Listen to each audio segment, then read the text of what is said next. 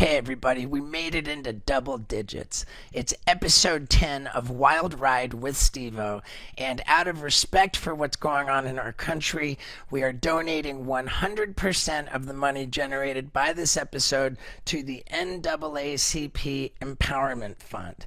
To be clear, the NAACP is an organization at the forefront of the movement to build political power and ensure the well-being of communities of color. And that means all of the money paid by the sponsors, as well as all of the YouTube AdSense revenue received, will all be donated to that. And on, I think, every single podcast leading up to this, I've made it clear what a huge fan of the UFC I am. And this weekend, we've got UFC 250, Amanda Nunes and Felicia Spencer, and I had the distinct honor of talking to Dana White about it, so let's get into it, folks. Ladies and gentlemen, it is Dana White. Yeah, dude. What's up, guys? What's up, Dana? How are you? The world seems to be crumbling around us. It's an upsetting and awful time, and the one thing that I really have to look forward to is the fucking fights. So thank you for that, man. Thank you. I love your Fight Island shirt, too. Well, I love your Fight Island, man. Dude, and I just got to say, man, this is Scott, who you've met before. He was in the van when Yep, we drove I remember. out. And, What's up, dude? What's up, buddy? Dude, we just both are such fucking fans of yours, man. Like, every time, every after fight press conference, everything you do so well, and it's just such an honor to have you on here, so thank you, man. Thanks, brother. I really appreciate that. It means a lot. Thank you. We always look at each other after you say something like, dude, Dana White's just the fucking man, dude.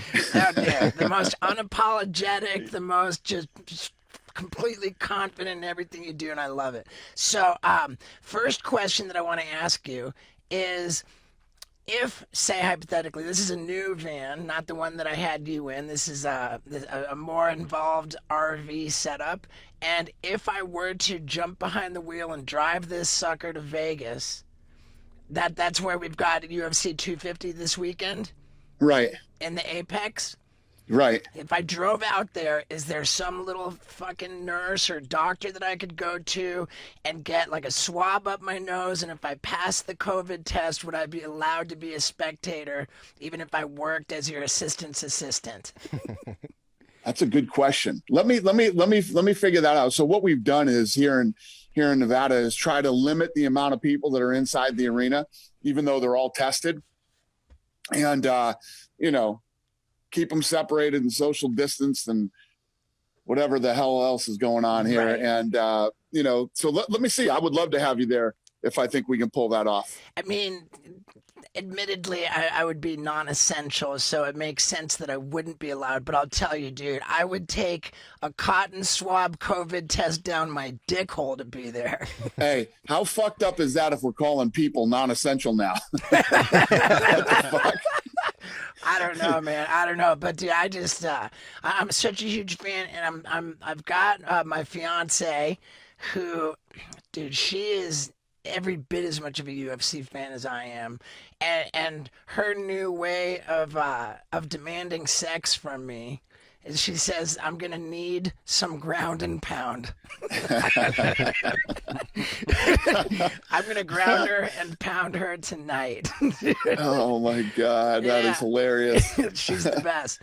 It's safe to say that I get more excited for fights based on disliking a fighter than is that like a common thing? Do you notice? Yeah, you have to be invested in a fight one way or another, whether whatever the storyline is in the fight, or whether you want a guy to win or lose, or it's all about investment. It's what makes the whole fight fun, whether you bet on them or bet against them or whatever it is.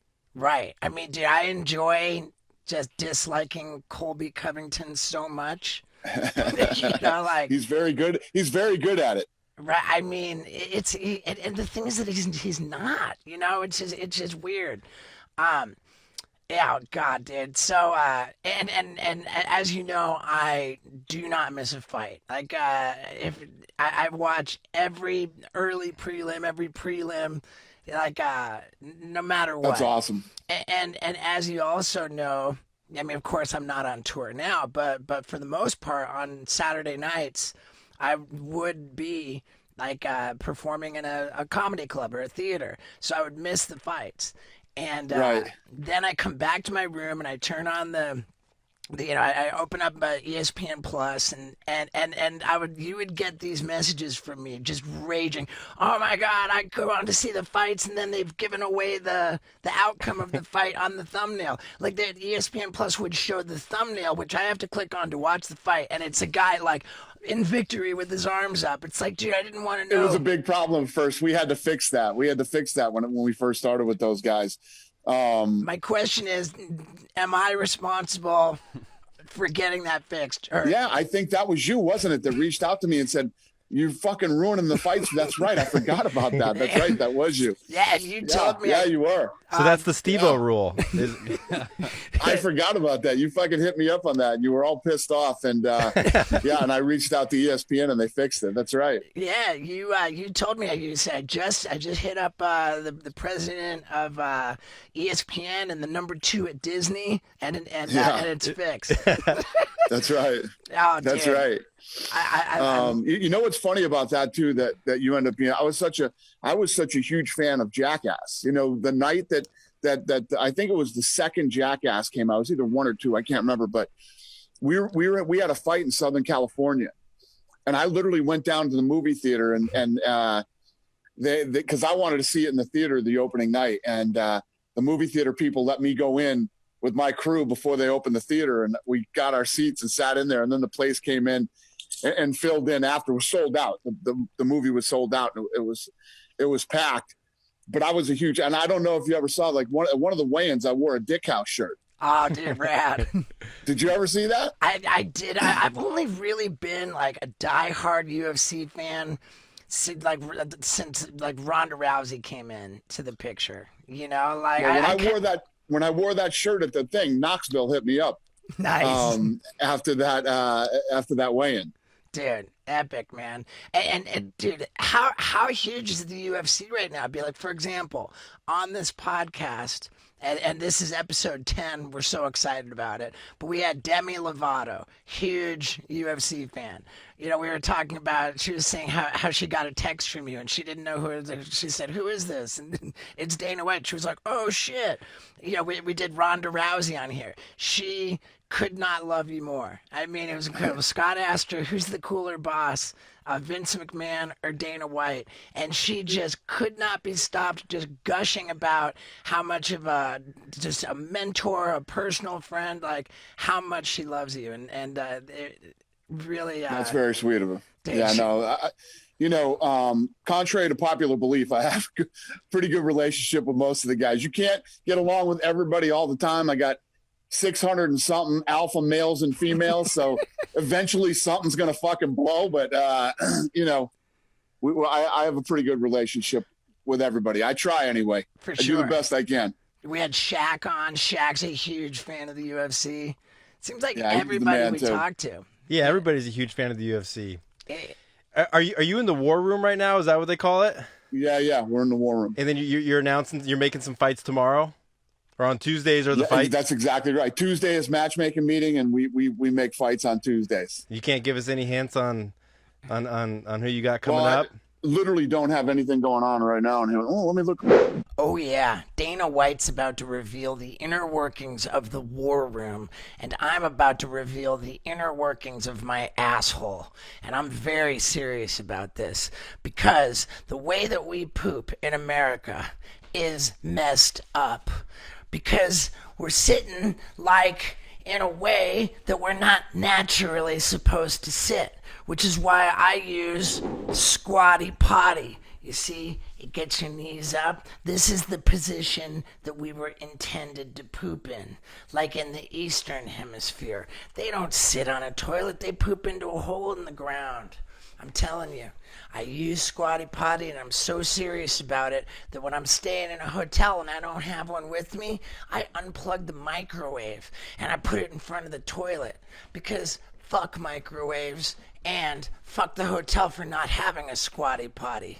Not only, if you go to squattypotty.com/Stevo, will you get 20% off your order. They're picking 5 of the people who order squatty potties to give an extra one to, which I am right now gonna sign.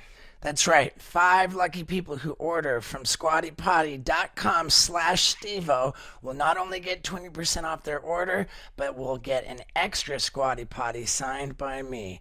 Do this for your health, man. I'm serious. I've been doing it for 6 years. My poops are considerably more complete, quick, and healthy. All right. Last time I was in here, I gave something away. Oh shit, yeah. Yeah. So this. Hold on. Let me fuck with this. No, you stay where you are. Get over here. This is the guy right here Yeah, who dude. fixes everything in here and adjusts all. He's been out for a while and he's finally back. This is your first day back? This is his second day back to work. So he's in here straightening shit out. But this is the guy with the greatest fucking handwriting on planet Earth. Okay. Look at this handwriting this kid has. Wow. I dig it. Holy shit. Right? So he's in here updating this thing right now. What's that say? Frankie Edgar's on his last fight. These are all guys whose contracts are coming up and we have to renew or whatever. But yeah, I'll give you something here. So he's got to write 600 names on that board. Yeah. Yeah. Oh yeah. This guy comes in and kills it. He writes on every single wall and replaces all the slides for the fights that are coming up. But we have right now July 25th. Is that going to be the debut of Fight July Island? 25th, Robert Whitaker versus Till. Ooh, Okay. That's a good one. The co-main event is Shogun Hua versus Little Nog. And I don't know if those fights are done yet, but they're what's on the board right now. So that's this is all shit that's being placed up here, and we'll go through it tomorrow and see what I like, what I want to keep, what I want to switch. great. That's how it works. And that's Till's only second fight at middleweight. He went up from welterweight to middleweight, and he called out Izzy, and Izzy was like, "No." Oh my God! I mean, yeah. Till's ranked number 5 right now, though. He's ranked number 5, he looked and Whitaker's good. obviously number 1. He looked good at middleweight, Till. Mm-hmm. I mean, yeah. So does that mean he's gonna? Oh, well, where's it gonna be? Because they're both Is that international. you said July 25th? So that's the Yeah, first Fight Island. we don't have the. Well, if it's July 25th, it's Fight Island. Oh my God, that's You should have asked to go to that one instead of the Apex. right. What the fuck? Yeah, I would buy a boat. So, so what the fuck is going on with John Jones? I mean, I love the guy. The last 2 times I went to Albuquerque, he came to my show. I had the venue manager come to the green room and say, "Hey, John Jones is here, and he's wondering, would it be okay if he could come in and say hi?" And I was like, "What? Holy shit! Of course he can come in and say hi.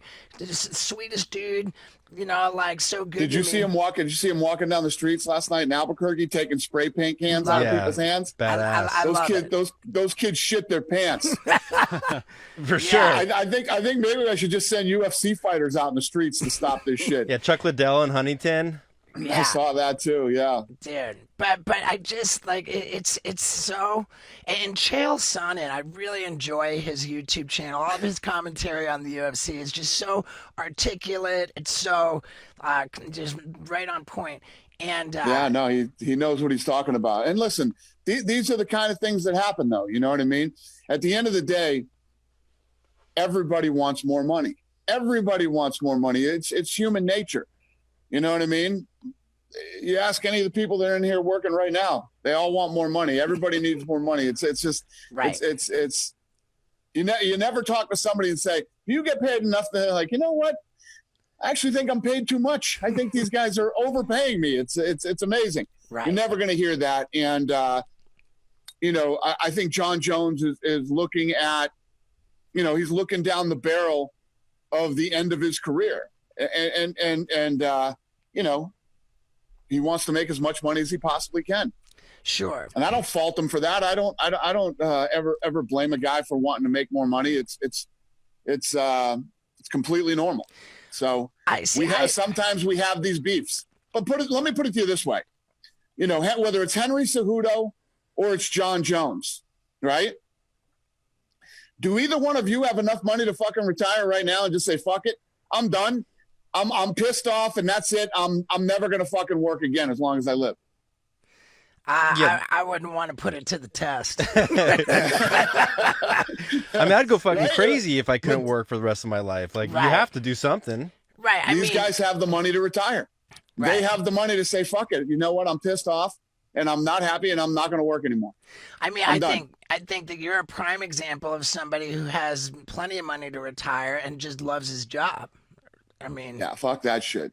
The pandemic gave you a glimpse of what retirement would be like, and it's boring as fuck. The rest of your life would be a fucking pandemic. I'm not good with that. I love what I do. I love the sport. I love going to work every day, and yeah. About Fight Island. We're going to find out about Fight Island, but first I'm going to tell you about a war I've been waging for years against nose and ear hair. And the sad truth is I was losing hopelessly until very recently. Why? Because I traveled with a nose hair trimmer that looks like a comb like that, right? Yeah, that's all you're going to do with that thing is comb. It's useless. God, I couldn't cut anything. And thank God Manscaped has solved the problem absolutely definitively with the Weed Whacker. This is a new product alert, folks, okay? We're not combing nose hair anymore. We are annihilating it with this. Oh, I demonstrate it, but it works so well. There's nothing in there because the Weed Whacker works so well. Oh, man. And we're talking to Dana White here. Manscaped, who makes the Weed Whacker, totally sponsors the UFC. You think that these fighters are going to get caught running around ungroomed? I mean, they're trying to make weight. They don't have time for extra hair, and damn well not in their nose and ears. So good news, you go to manscaped.com and you enter the promo code STEVO. What do you get? You get 20% off your whole order and free shipping. Again, that is 20% off your whole order and free shipping when you use the promo code STEVO at manscaped.com. Get this thing, because I'm telling you, when girls see hair coming out of your nose and especially your ears, they'd sooner barf than get intimate with you. So yeah, thank you, Manscaped. God, I needed this years ago. All right. Back to the show. Is it the same island that you had set up when it was going to be UFC 249, and then you said that ESPN said, hey, look, we need you to back off of this? Yes, it is. But 249 wasn't supposed to be on the island then. That was going to be in California. Okay. Yeah, when ESPN asked me not to do that fight, that was California. Oh, got it. We were going to go to an Indian reservation out there. Nice. Okay. And the sizes of the octagon, I know you had a question about that. Oh, yeah, thank you.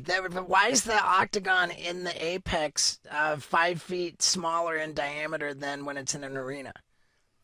Because it's a smaller venue. So we built a smaller octagon. Like when we used to do fights at the Palms or the Hard Rock, we would use a smaller octagon. When you go into, the T-Mobile Arena, right, you need a bigger octagon. The thing will look like shit in there with a small octagon.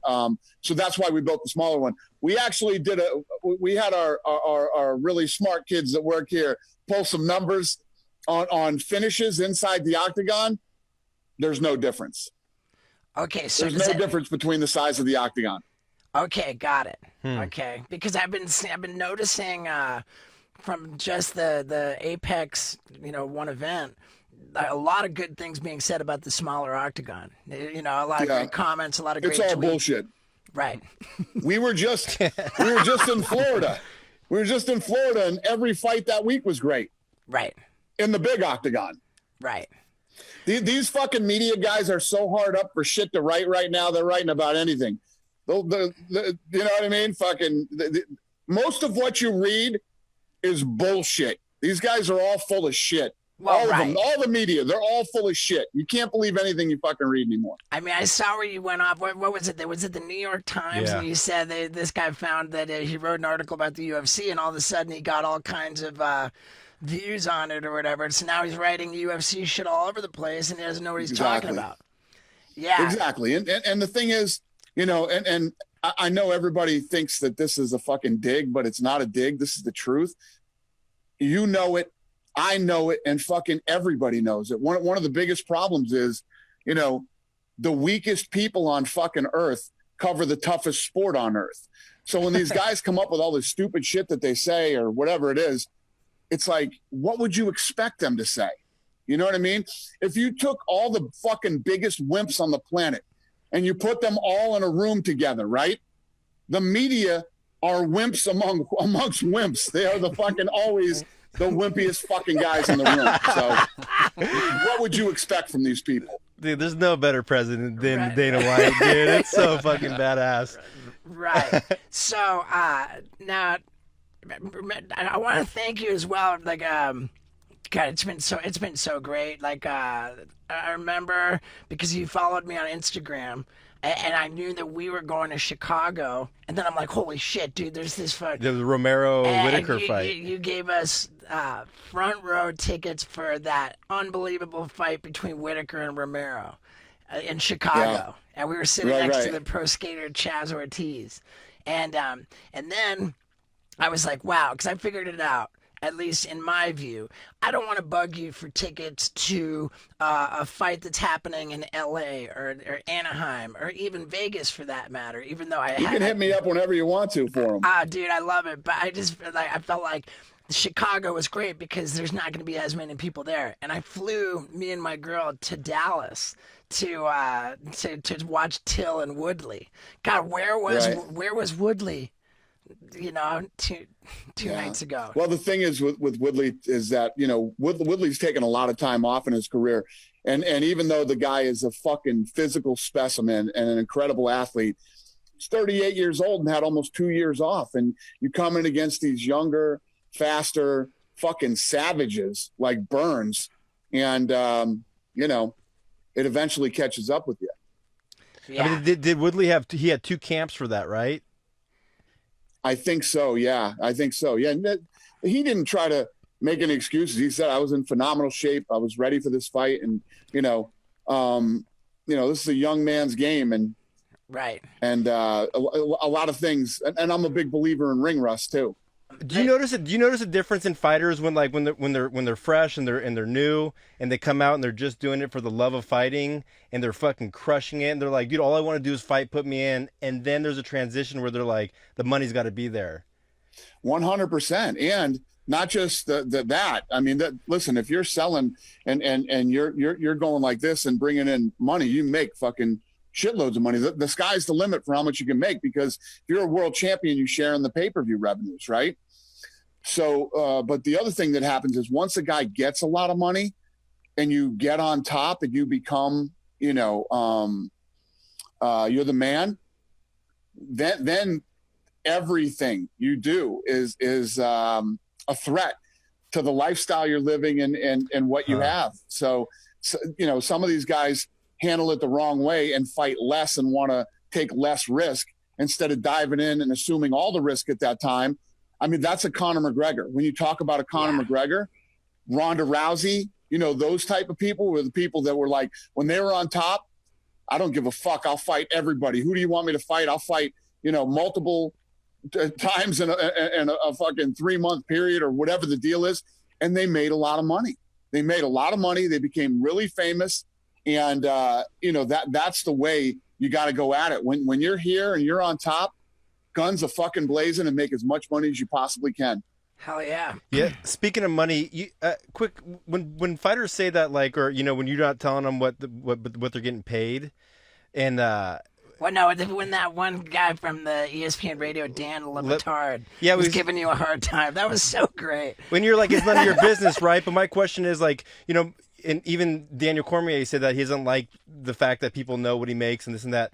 But what about when after a fight they post the purse? What's the difference between that and what they're actually making? So the reality is here's the reality.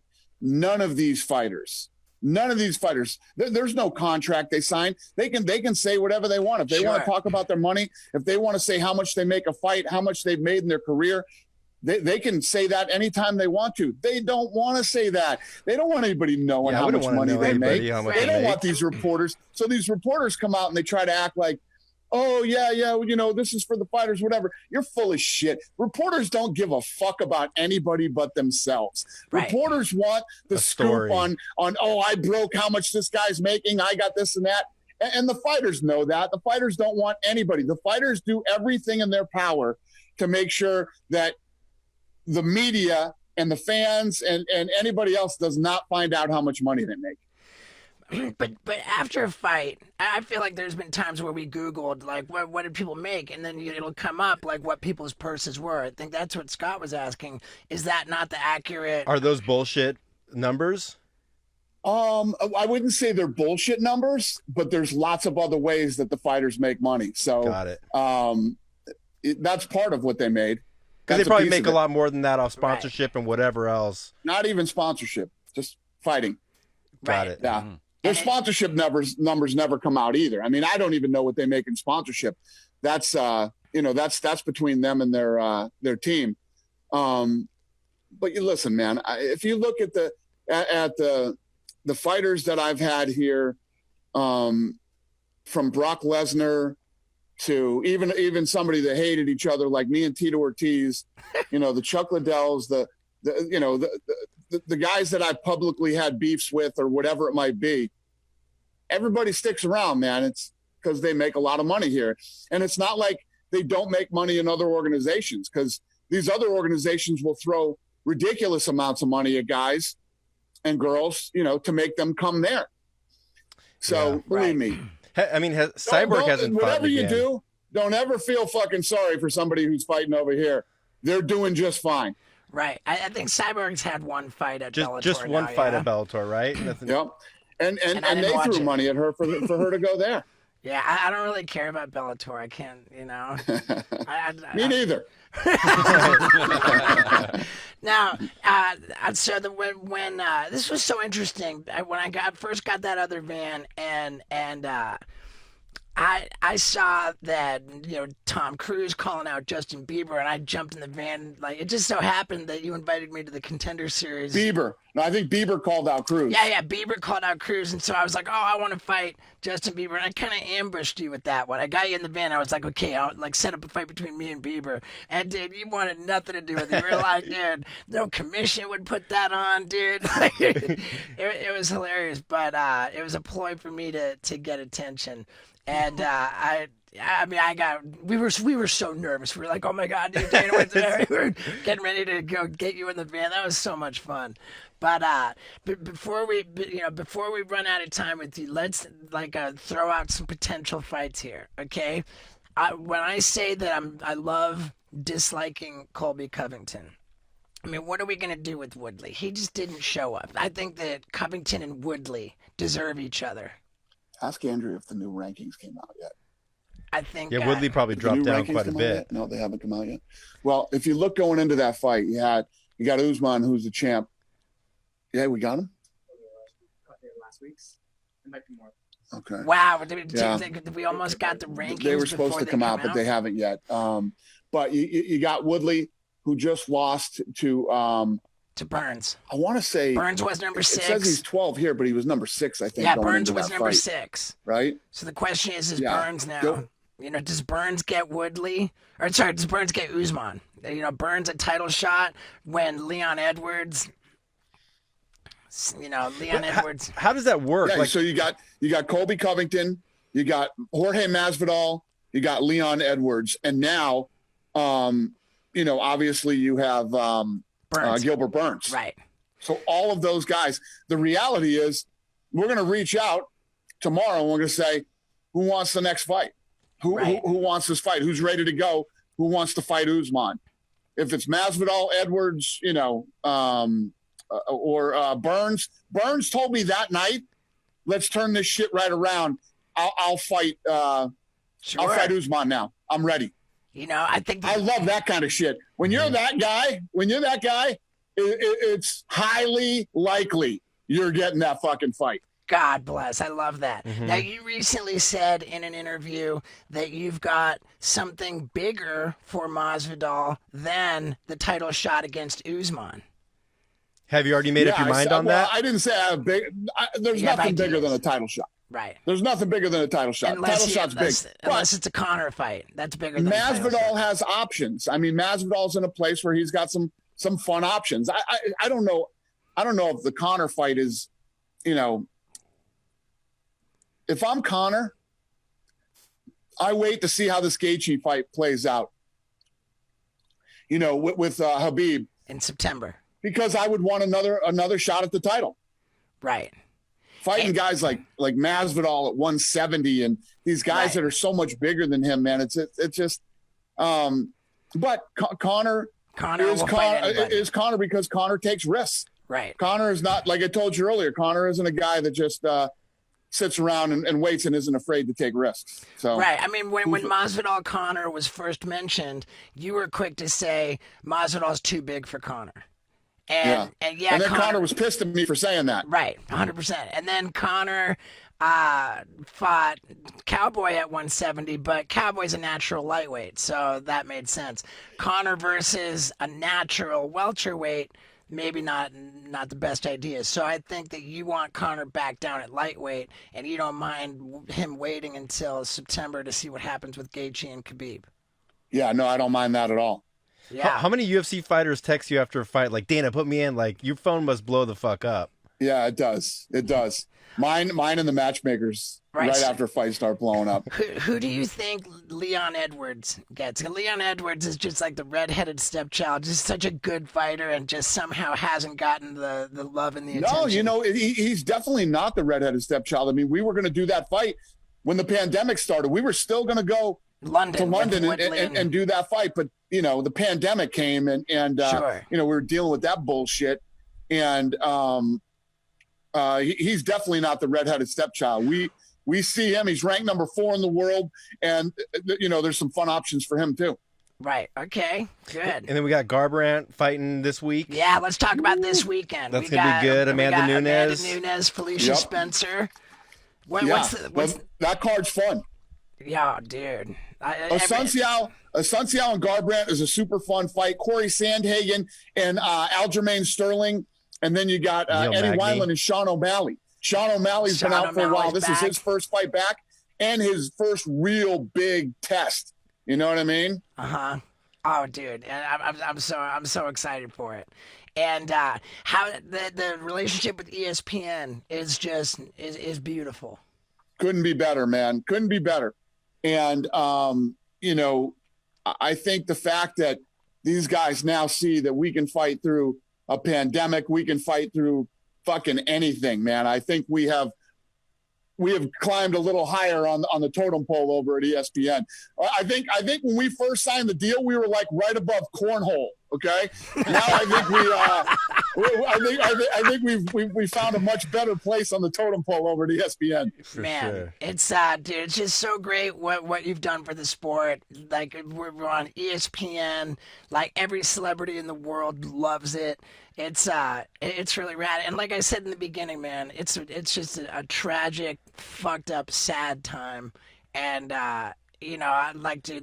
I just watch a little bit of news, and I feel myself just get bummed. And to be able to sit down and watch UFC, man, it means the fucking world, dude. Thanks, buddy. I really appreciate it, man. It means a lot. Thank you. Yeah, awesome, man. Well, hey, dude, thank you so much for your time, dude. And if somebody says, yo, Steve-O passes a COVID test, dude, I will sweep the fucking, I'll be your janitor. Yeah, You're the best. I'll hit you back today and let you know. Oh, dude, I appreciate that so much, Dana. We could not be bigger fans of you, of the UFC. I do not ever miss a fight, and thank God we're getting this up in time to get more people buying UFC 250 Nunes Spencer. Thanks, brother. I appreciate it. Hey, later, man. boys. I'll see you soon. Likewise, Later, Dana. Dude. Thank you. All right. I think that's the most nervous I've been on a podcast. I'm just such a fan of Dana White in the UFC. What a rad dude. And, man, UFC 250 this weekend. I'm super psyched about it. Everybody, the street team, thank you. You know what to do. Just what a crazy time, man. What a crazy time. Love and respect to everybody. Thank you so much. Hey everybody, and welcome to an incriminating wild ride with Steve-O. We decided to do something new, something crazy, so we set up a Google voicemail to have our listeners call up and leave us voicemails that we could play on the podcast. And for the first time trying this, I just wanted to go full on Jerry Springer. I said, what's the juiciest, craziest thing that we could ask people to leave messages about? And what I landed on was, please tell us, why you may or may not be an absolute POS, piece of blank. You know what I mean?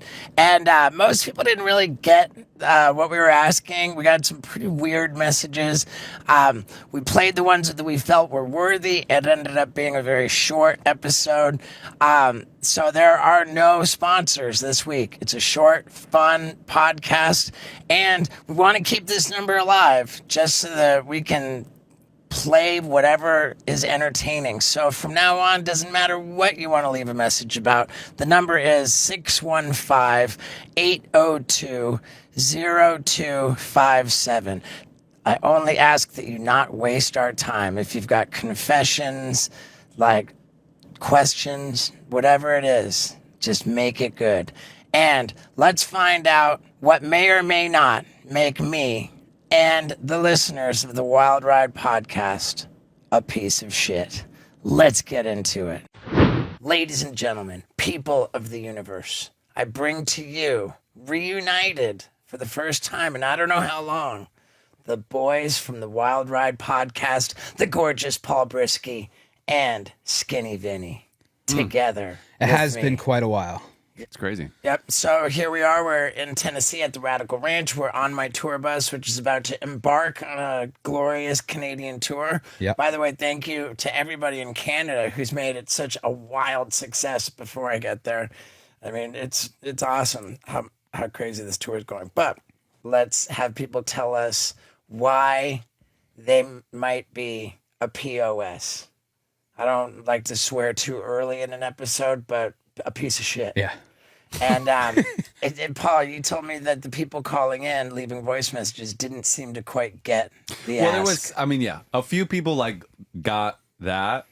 A lot of people just thought it was just tell us it was like a contest for who's the biggest piece of shit in the world, and we want them to be a guest on our show, they'll win a prize.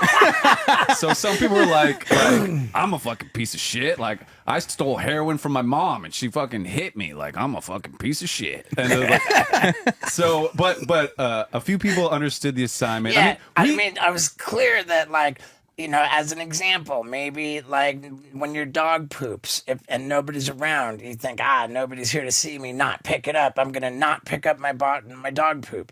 It's a minor example. Yeah. Right. You said that. No, but that's you, by the way, right? You said that's you. Yeah. Well, you do that. This isn't just some abstract example. I mean, I have done that. Yeah. Not always. Because sometimes people are looking. And sometimes I just don't have a poop bag. Sure. And in those cases, when people are around, I'm like, oh man, I'll go to a trash can and dig something out of the trash to pick it up with, but that's a pain in the butt, and I'd rather not do it. Okay. You ever pretend you're just kind of shake the bag on the ground, kind of tie it up, I've done that. Just bend over and just give it a blessing. Yeah. It also depends on where the poop goes. Sometimes my dog will choose a perfectly optimal place where that's a good place for poop to go. Not a walking path for Oh, anyone. dude. This one time recently, I was coming out of a radio station with my dog. let her off the leash like I always do. She's running around. Moon Pie is having a blast. She goes over to this restaurant right by the patio where people are going to sit on the patio, and she starts pooping. Sorry, she was just peeing. The dog, the guy comes out of the restaurant. He's like, "Oh, dog's pooping." I go, "Dude, she's just peeing. It's no big deal." But then she starts pooping. He's like, "Ah, there's poop," and I'm like, "Dude, I got a poop bag. Don't worry about it." So like, I'm just frustrated because this guy's really going off, and I'm like, "All Because right, your dog's shitting in a restaurant? Is that right." why? So I go over and I pick up the poop with the poop bag. And I'm like, I want this guy to know that I picked up the poop. No big deal. I go bang on the windows, just so I can show him I picked it up. But he doesn't come. And so I'm like, I go and I hung the poop bag. I hung it on the door to the restaurant. That's even worse than not picking up the poop. Well, right, I mean, I hung it on there so the guy would know. Like, hey, I picked it up. I want you to rest assured. Yeah. It's cleaned up. In hindsight, I wonder if it would have been funny. awesome if I smeared it on the Yeah, you right. I picked it up. You were going for like a "how do you like them apples" moment, like a Right. Good Will Hunting thing. Yeah. That's funny, dude. That reminds me of a story of you and Moon Pie. Like Moon Pie shits on the bus sometimes on tour, Yeah. and like nobody loves it, and like I feel like you were kind of becoming aware, like we weren't loving all the dog shit on the bus, and so I came on the bus one time, and it smelled like shit, and I'm like what the, and then you see that, so you're like Moon Pie shit, but I cleaned it up. But then I'm like, okay. I'm like, Put it in the trash. yeah, I said, where's the shit now? And you said, I cleaned it up. I put it in the trash. I was like, dude, that has to go. It's like homeless guy brain. Like that sometimes you have. he just wanted his props for cleaning it up. Cleaned it up. Yeah. Yeah. I mean, Yeah, that was like you like hung it on the door. It's right there. I'll prove to you I cleaned it up. It's in the trash. I remember that. Yeah. Yeah. That was But, that was great. Moon Pie doesn't poop on RVs, doesn't pee and poop like the way she did. Beautiful. She's a I lot believe it. better. She learns quick. Yeah. Okay, so should we get into one of the voicemails? Yeah, let's do it. Let's get into voicemails. All right. Hey, Steve and the boys. Honestly, I'd just like to know your opinion. As a younger kid, I had sticky fingers, but when I grown up and became an adult and a dad, I don't steal. But occasionally when I do drink an energy drink, I'll go into a gas station and pour it in like a big gulp cup. So instead of paying the $4 that it is, I'm paying $1.02. Obviously, I'm not paying what it's worth. Am I a POS? Please let me know. I really like this one. Okay. What I'm dying to know, hearing it, is what's he doing with the empty can? He's throwing away the empty can. He's showing up with the big gulp. Yeah. That. Not So- recycling. Piece of shit.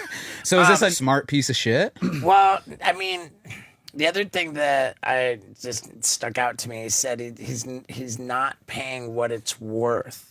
And I would push back on that. I think that an energy drink is not worth $4. That's true. You know? It's marked up. I mean, it's highway robbery if they charge $4 for an energy drink. He's tenacious. It's clever. I think he's found a loophole right here. I like it. Well, if anybody knows sticky fingers, it's me. That's all I did. I stole from the man and people, but and I used to. And my mom. Yeah, true. But I would think of myself as the biggest piece of shit while doing it. I'm like, oh man, here we go again. What kind of stuff would you steal? I mean, energy drinks, but I wasn't stealing them to drink. Well, you were pretty tired. I mean, doing heroin, you're like, you need the energy. Yeah, but I would steal energy drinks to sell them to the bodegas for $1 a can. So I would walk into like a grocery store and I would fill up my cart with just 12 packs and just walk out like I own the place. And that was like, I was supporting my habit.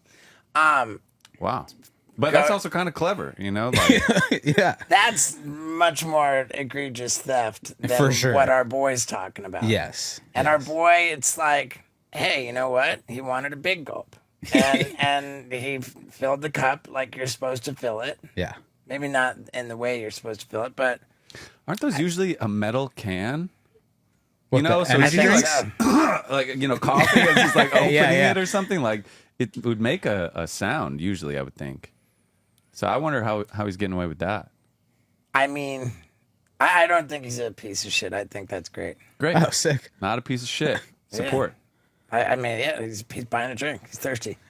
You know, while we're talking about pieces of shit who steal, this was my thing that I thought of that might make me a piece of shit is that I steal sometimes. If I'm checking out at a store Self-checkout. and my only option is self-checkout, I'm going to steal something. But that to me is not a piece. That's justice to me because I don't work here. They're and making you work. They're making me work. Now I'm the cashier. Now I gotta show up over here and clock in as the cashier at your stupid supermarket to ring up my own stuff. And I don't know the numbers, the cashier goes red onion, 8205, boop, I gotta look it up. It's I'm training, they pay, you're supposed to get paid for your training when you get a job. So are you only doing it with weighable produce? No. No, because Home Depot, Home Depot is only self-checkout now. And so sometimes a little thing is $30, $40, at Home Depot, a little thing of pliers or something. And I'm like, look, hey, it just feels like an injustice to make me do this. It's bullshit. And okay, they're we're going to save money by doing this. This is something we've committed to as a corporation. There's a cost benefit to that. And the cost benefit is now it's easier for people to steal. And this is the situation you created. And that's what you got to live with. Okay, how many times a year are you doing this? I mean, I go to Home Depot maybe once every couple months or once a month. Yeah, but you're talking about doing this at the grocery store too. Yeah, at the grocery store too. But it's rare at the grocery store that that's your only option. Usually there is a line where someone will ring you up, and I always choose that. I don't know if that's as bad as what you admitted to the other day. What is that? Shitting on airplanes. Oh my god. Okay, people. That's a crime in itself. Back me up here, people. If you got a shit on a plane, You hold it. Yeah, I mean, dude. have you never shit on a plane? I've absolutely shit on the plane, but Okay. but only if I have my butt wipes. Now, with that said, I want to give you flowers for your absolutely hilarious stand-up comedy bit about poop and pee. Thanks. Oh, yeah. About you say if you had to pee when you got here, you walked in, you still have to pee. But if when you walked in, you had to poop, you're cool. Pooh respects your time, yeah. Pooh's sometimes hey, I'll come back, yeah. Yeah. And I posted that on my Instagram, by the way, that clip from the Tempe Improv, and it did pretty good. Yeah. That's great. So check it out. It's absolutely hysterical. I love At it. Paul It's- Brisky. It's clever. Thanks. It's funny, and it undermines your argument for pooping on planes. Yeah, it does. I don't do it on every flight. I'm not I'm shitting on this flight and I can't fucking wait. I don't revel in it, but there's a bathroom there. You shit. I'm not mad at it. I was just being fun. You ever fart on a plane? Oh, all the time. In your seat, or you All go to the time. bathroom No, to in fart? my seat. That's a piece of shit. All the time. Because nobody knows it's you. That's worse. To me, that is way worse. If I got to fart, I go fart in the No, in the you bathroom don't. You'll walk and go to the bathroom just to fart. to just let them rip. Yeah, No way. I hold farts. I try not to fart in front of people. Oh, dude, I love it. And I'll film myself while I'm doing it. And it's a great time. All right, let's get another one. Okay, here we go. Okay, this is a weird one.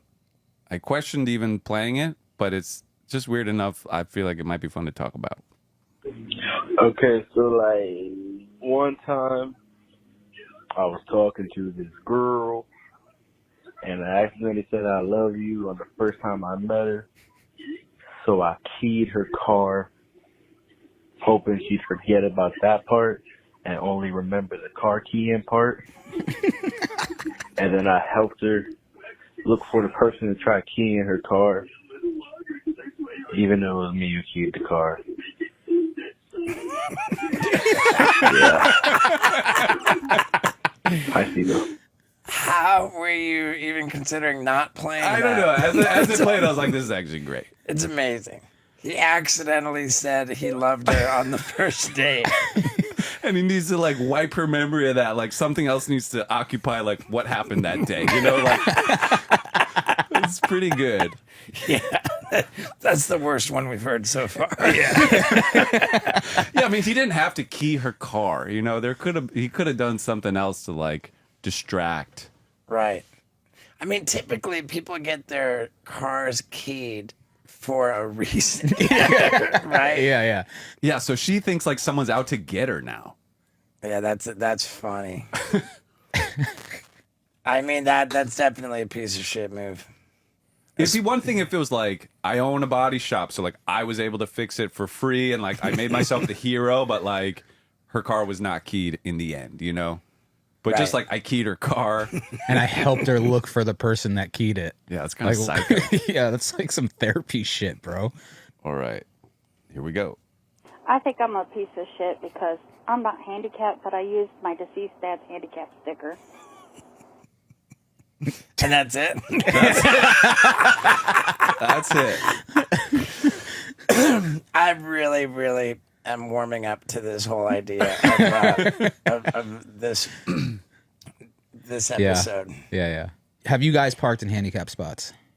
No. I don't think I have. Really? I mean, what, with a sticker or just without a sticker? Without a Like, sticker. I just hope I don't get a ticket. Yes. No. I mean, if I did, it was like running it out. Like I've never like left a car chilling and no. But with that said, It's funny, like that's almost worse. You know, like you're taking a handicap thing and then like running in, like, you know, like you're like as mobile as possible. Like skipping. There's been times where I parked in handicapped and I'll walk from the car to the wherever I'm going and I'll be like limping. Oh, So, okay, like, that's crazy. I've done that quite a few times. Wow. What were you gonna say, Steve? I was gonna say that while I've never parked in a handicap spot that I'm aware of, that what I did do routinely is put a service dog vest on my dog and bring her on airplanes. Now, I did have a note from my doctor. My doctor said that on his medical license that he feels strongly that I should never go anywhere without my service dog. And, you know, who am I to say that my doctor's wrong? So who's the piece of shit? You were the doctor. I mean, you see a lot of able-bodied people walking around with service dogs. I'll just sure. say that. And I think some of them are pieces of shit, and I might have fallen into that category. Okay. I don't do it anymore. Do people have service animal cats? I've not heard of it, but I know that you travel with your cat pretty much everywhere. Yeah. Well, there's service animal and there's like emotional support animal. Right. Like a service animal technically is supposed to perform some service for you. Like if you're blind or It needs whatever, like it does a service. First, then there's emotional support animal, which is just I like having my animal. I want it here, basically. Right, and the difference is that the Americans with Disability Act protects the service dog and does nothing for the emotional support dog. Well, my cat does a great service. It allows females to come this way. That's the best service it could have. That is quite a service. Yeah. Yeah, actually. It's a pussy magnet. For sure. Headhunter. Yeah. Yeah, I mean, And I people catch pay- and keep. Okay, so the deceased dad's sticker, here's what I think. There are rules that I break routinely. Like your dog must be on a leash. Now, like what's the fine? I'll pay it. You know, like I'd rather my dog have a good quality of life. You know, like I believe that breaking laws, breaking rules, go for it, but you need to be prepared to pay the consequences. You know, like if you're gonna, you know, like what do you say? Be ready to do the time if you're gonna commit the crime. For sure. Yeah. And so I apply that same logic to this girl with her father's deceased, his handicap sticker. Like, presumably, the handicap sticker that she's got from her dad is not linked to her car. Well, or maybe she was like helping her dad out a lot, and that's why her car has it. But now that he's dead, she's like still got Well, you it. can It's get. it's a placard that hangs. I from don't know. I don't Yeah, know. you can like. I know somebody who sells handicap stickers. Oh wow! Yeah, they're $1,000. Don't they need to wow. be? Yeah. Don't they need to be linked to the? No, it's just a code on the sticker and it's legit. Like everything's good. How bad do you want to park that? Like, I mean, I thought about it. it gets you like 20 feet closer to a building. Like, it's not worth $1,000. But I didn't do it. I promise. I mean, I was imagining that, like, if they run the thing, it doesn't come back as to the car. Then, Yeah, like, nah. she's in trouble, and if she's willing to, like, accept the consequences for that. Yeah, no, I don't think the sticker is attached to any vehicle, like a VIN number or anything like that. Because like my grandparents used to like, oh, let's take the sticker and put it in this car, like the thing that hangs from the mirror. But so for me, okay, if she was helping her dad, I think, and she was like used to doing it, like with him. Now he's dead. She's still using it. Feel like there's like maybe a statute of limitations. She can use it for like a year or something. I think it's okay. But if she was like never helped her dad at all with this stuff, and it was just like he was dead, and someone's like, anyone want the thing? She's like, I'll take that. Then I think maybe that's kind of a piece of shit. Yeah, I agree. I mean, it's pretty mellow. Pretty mellow. A mellow piece of shit. But she definitely got the assignment. She totally got the assignment. Yeah, she understood. Bless her for that. So she's not a piece of shit at all. Right. What's up, Steve-O and Wild Ride fam? So this is a story from, we were in high school, and me and my buddy are driving down the street, and we're driving past a church. There's a bunch of people congregating outside the church, and my buddy sticks his head out the window and yells, "Hey, everybody!" Flips him off and yells, "Fuck you!" And right as that happens, everyone turns their heads and look, and a casket comes out of the church. So, yeah, he's a piece of shit. We didn't call up to have you tell us why your friend is a piece of shit. He's a piece of shit. He's a real piece of shit. Yeah, you just ratted on his buddy. Yeah. Yeah, I mean, it seems like a pretty random. To me, the way this story was told, what made it problematic was all of a sudden the casket appeared. As if it would have been totally cool to just yell "fuck you" at people coming out of a church. Yeah. But it would have been fine. It was cool until the casket appeared. But then it took a turn. Right. So I don't think that the casket is necessarily, it doesn't influence much to me. It's just Yeah, I agree. randomly yelling "fuck you" at strangers for no reason. It's odd. It's questionable. Why? It's teenager shit, though. There's worse things kids can do. Right. And like, if kids like drive by me and they're like, "Hey, fuck you," I just go like, "Yeah, okay, cool." Like they're having fun. Like that's funny. Right. Kid shit. Yep. It's rude. Like it's not nice. It's not good to do. And It like, reminds me of something I did when I was a kid. here we go. I when I was I guess I was 13. I would forego eating lunch so that like at the end, like after school, I would spend my lunch money on eggs because I was looking forward to going around throwing eggs. And this was in Canada during the winter where like whatever I threw the eggs on, where it's just kind of really freezing on there, like which made it more like fun and exciting to do. You'd ride your bike around? Yeah.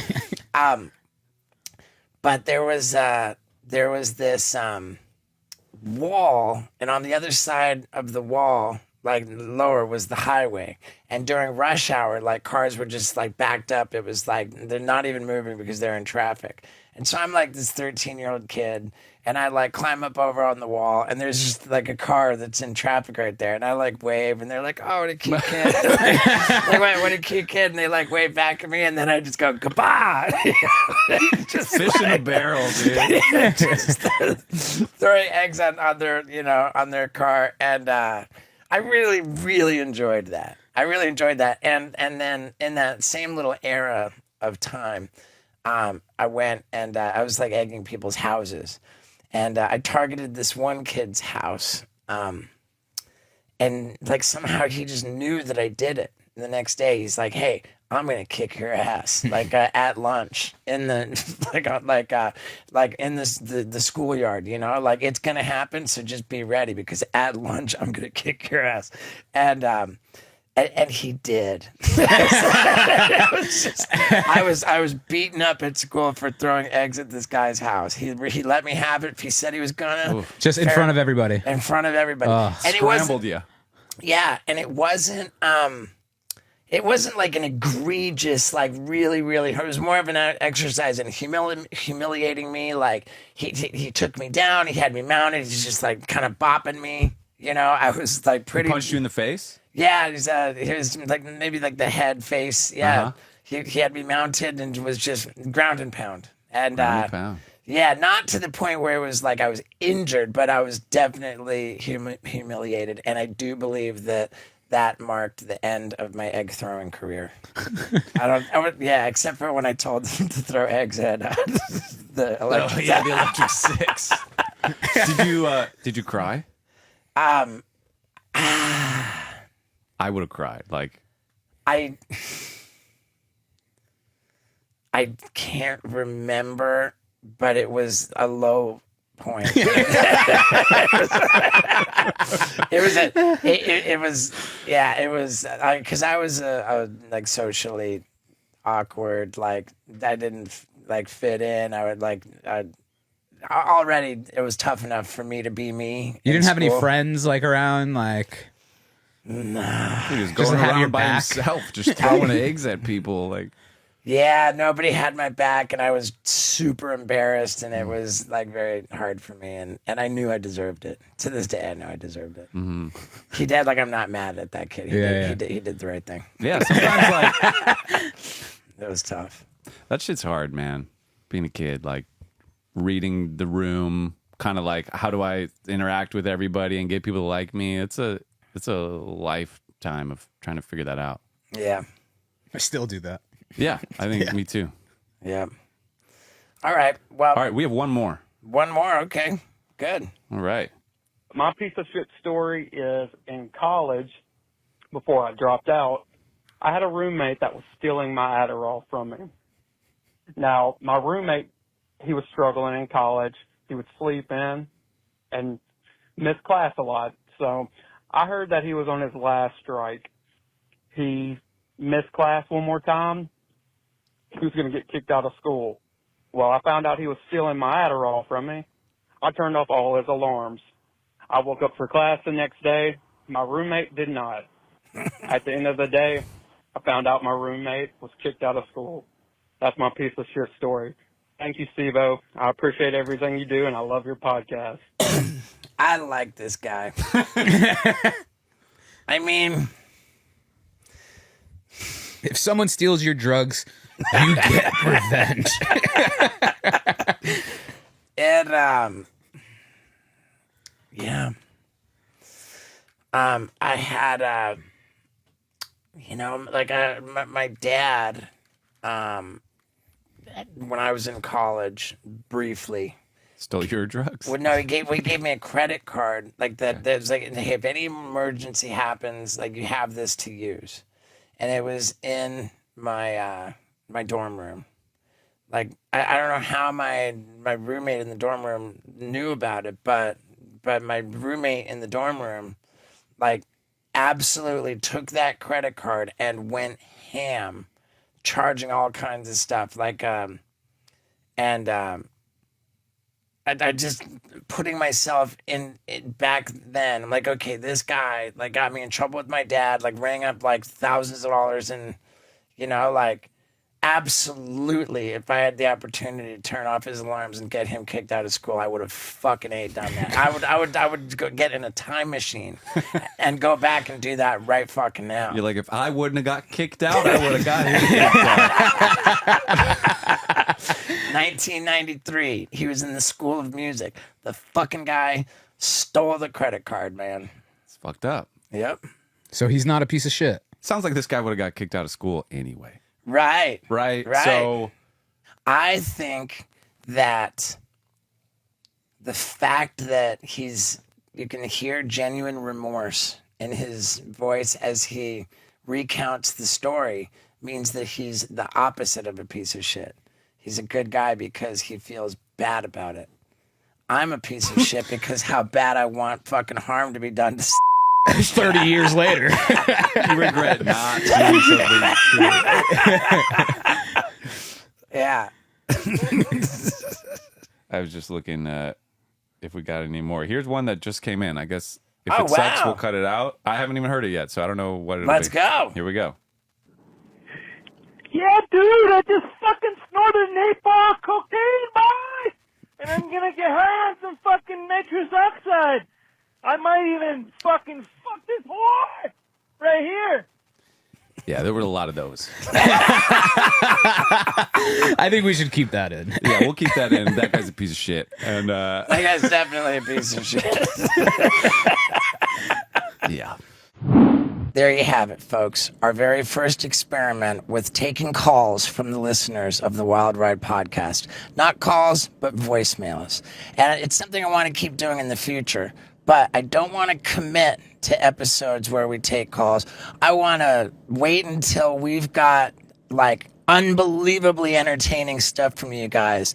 And when we know it's time, we will know it's time. In the meantime, go ahead and take a crack at leaving these wildly entertaining voicemails that I'm hoping for by calling 615-802-0257. Yeah, man, and maybe we'll hear you on the Wild Ride podcast. I hope this episode does well. It would be so cool to be able to keep doing this. But who knows, man? What I know for sure is that the next episodes are bangers. Bangers. And they're in the can. So the momentum will build regardless of how this one does.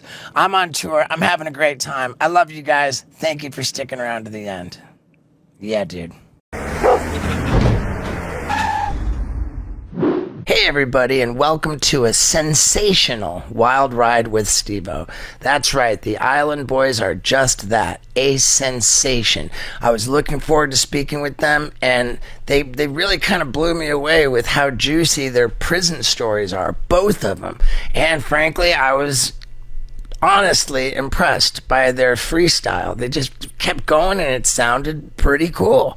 Also, man, they were talking about, like, safety from being robbed and stuff with all the jewelry they're wearing. And it got me thinking about safety of my online activity, which is why I'm so glad that this episode is brought to you by NordVPN.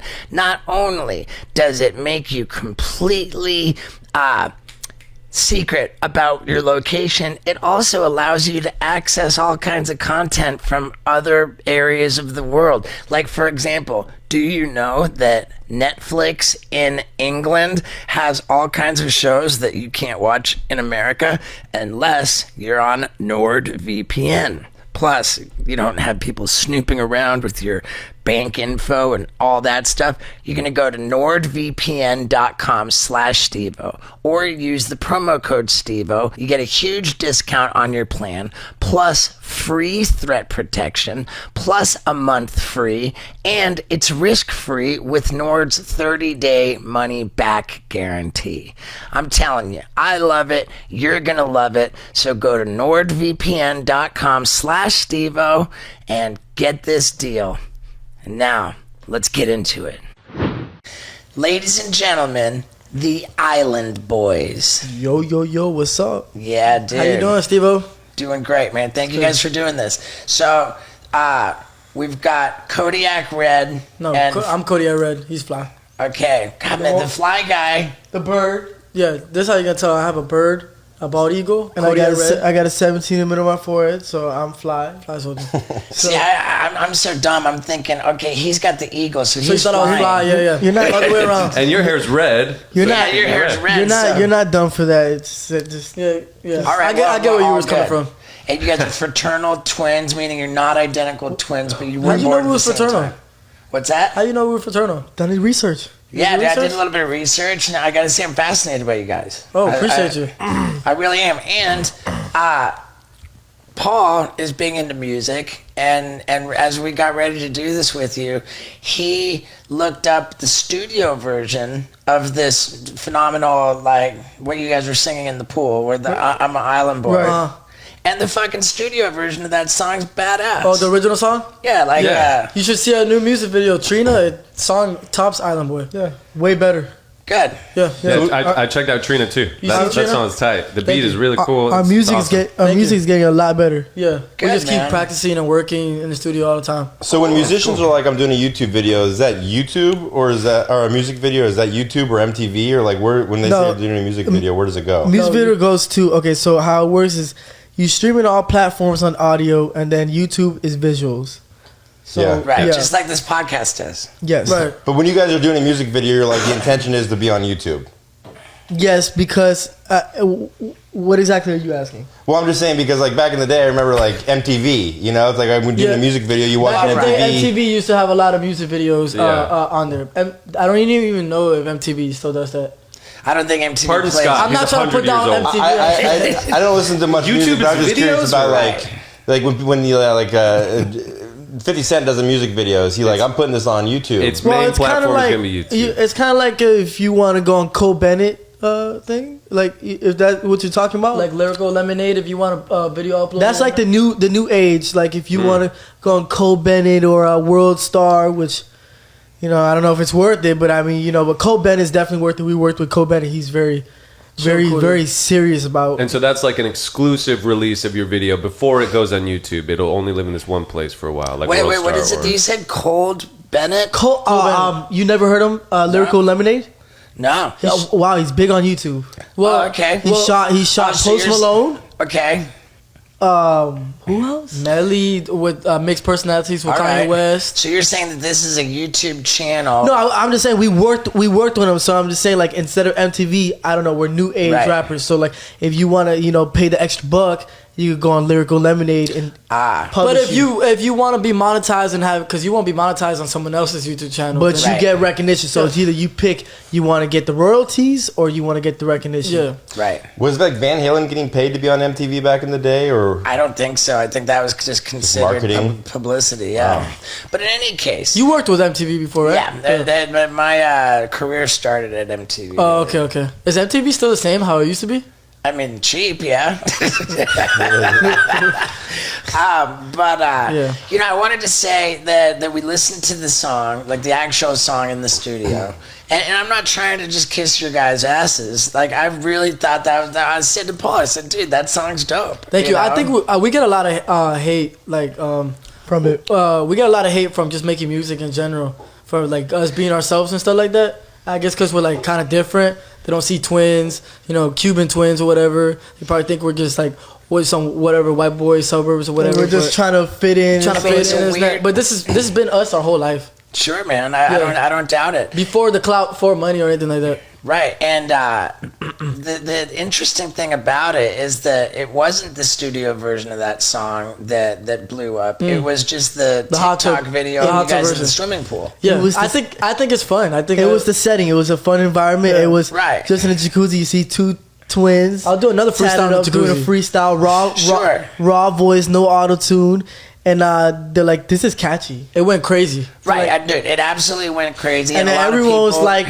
I woke up and it was like, "I'm an island boy," and I'm like, "Who's an island boy?" right. And I'm like, We all sudden island boys. all of a again. sudden, I'm like, okay, we didn't think it was gonna blow up like that. We thought the Spanish song. Right. We dropped 5 freestyles on TikTok, and we That thought the did. Spanish song was gonna blow up, but the Island Boy did, and I didn't. I thought it was trash at first. But I to, laughed at it. He laughed at me. I came out with the idea, and I'm like, but I like tropical vibes. I want to take a trip to Hawaii. You know, I want to take Sure. trips to like, you know, Bora Bora, like when I get rich and famous, like And- really, really Yeah, rich famous. he told me, bro, just listen to me, bro. Just go with the island boy thing, right? And I'm like laughing at it. And I said, it's a vibe, I said, man. I'm gonna respect him because he's my twin brother, and we're like, we work together, right? So I'm like, I'm gonna respect. I'm gonna freestyle to it. So of course I'm gonna take it serious when I freestyle, right? Sure. So it just went with it and everything like that, and he was right. The island boy thing was he swear to God he said it was gonna go viral, and it did go viral. Well, right, and I mean, and clearly a lot of people saw that, found it to be funny, clowning on it and hating on it. Oh yeah, I loved it. Did you see the people like dress up as us? Oh my god, dude! I saw some of that shit. The guy who had like the styrofoam shit. And, People still doing that to this day. The pool noodles. Fucking No, I was duct tape. talking to him the other day. He still does it to this day. He still does it to That this day. shit, that shit was so fucking. Did you see funny. the old lady in the bathtub? I doing it? don't think I saw that So one. you saw when they put the deer? I don't know about if I saw that. They one. made a whole deer that looked the like antlers. But here's the thing, like, you got people clowning on you, you got people hating on you, but at the same time, that shit, that's what blew you up. You capitalize off of whatever you want to capitalize off. Right, Well, so... when I asked Tommy Lee, I was like, "How do you know when you blew up?" He's like, "Well, when people started hating on me, that's when I knew I was big." Who's Tommy? Tommy Lee from Motley Crue. I don't know who he is, but that's facts. Yeah, it's crazy. Yeah, right. So, I mean, Can you explain who Tommy Lee is? Because I was just going through his thing. I knew some of the people that he he had podcasts with. But who's Tommy Lee? Tommy Lee is the drummer of a band called Motley Crue. Oh, so he's a rock star. He's a rock star. He's a big time rock star. I'm into the rock shit. Yeah, big time rock star from the 80s. Right. Okay, that's cool. 90s. 80s, 90s, yeah. But Does he still perform? You've seen the He does, Hulu, man. They're going on a stadium tour this year. you've seen the Hulu show Tommy and Pam. He was married to Pamela Anderson. No, I have not seen. Is that an actor? it's an actor playing him, yeah. Yeah. But he had a famous sex tape where he had sex with his wife, It's Pamela Anderson. real. It's a real sex tape. Yeah, Real like in sex the tape. 90s when the internet first came out, like it was the first sex tape. So it's an old sex tape. It's Yeah. a It's the classic first. sex Are you tape. serious? Yeah, the first one. That's kind of Yeah. golden. yeah, Yeah. It's epic. It's a fascinating story. So, like, what I saw about you guys and your music career was that you started recording music in 2020. Yes. So just that quick. That quick, yes. So It's you pretty start- accurate. Yeah. So you started recording music in 2020.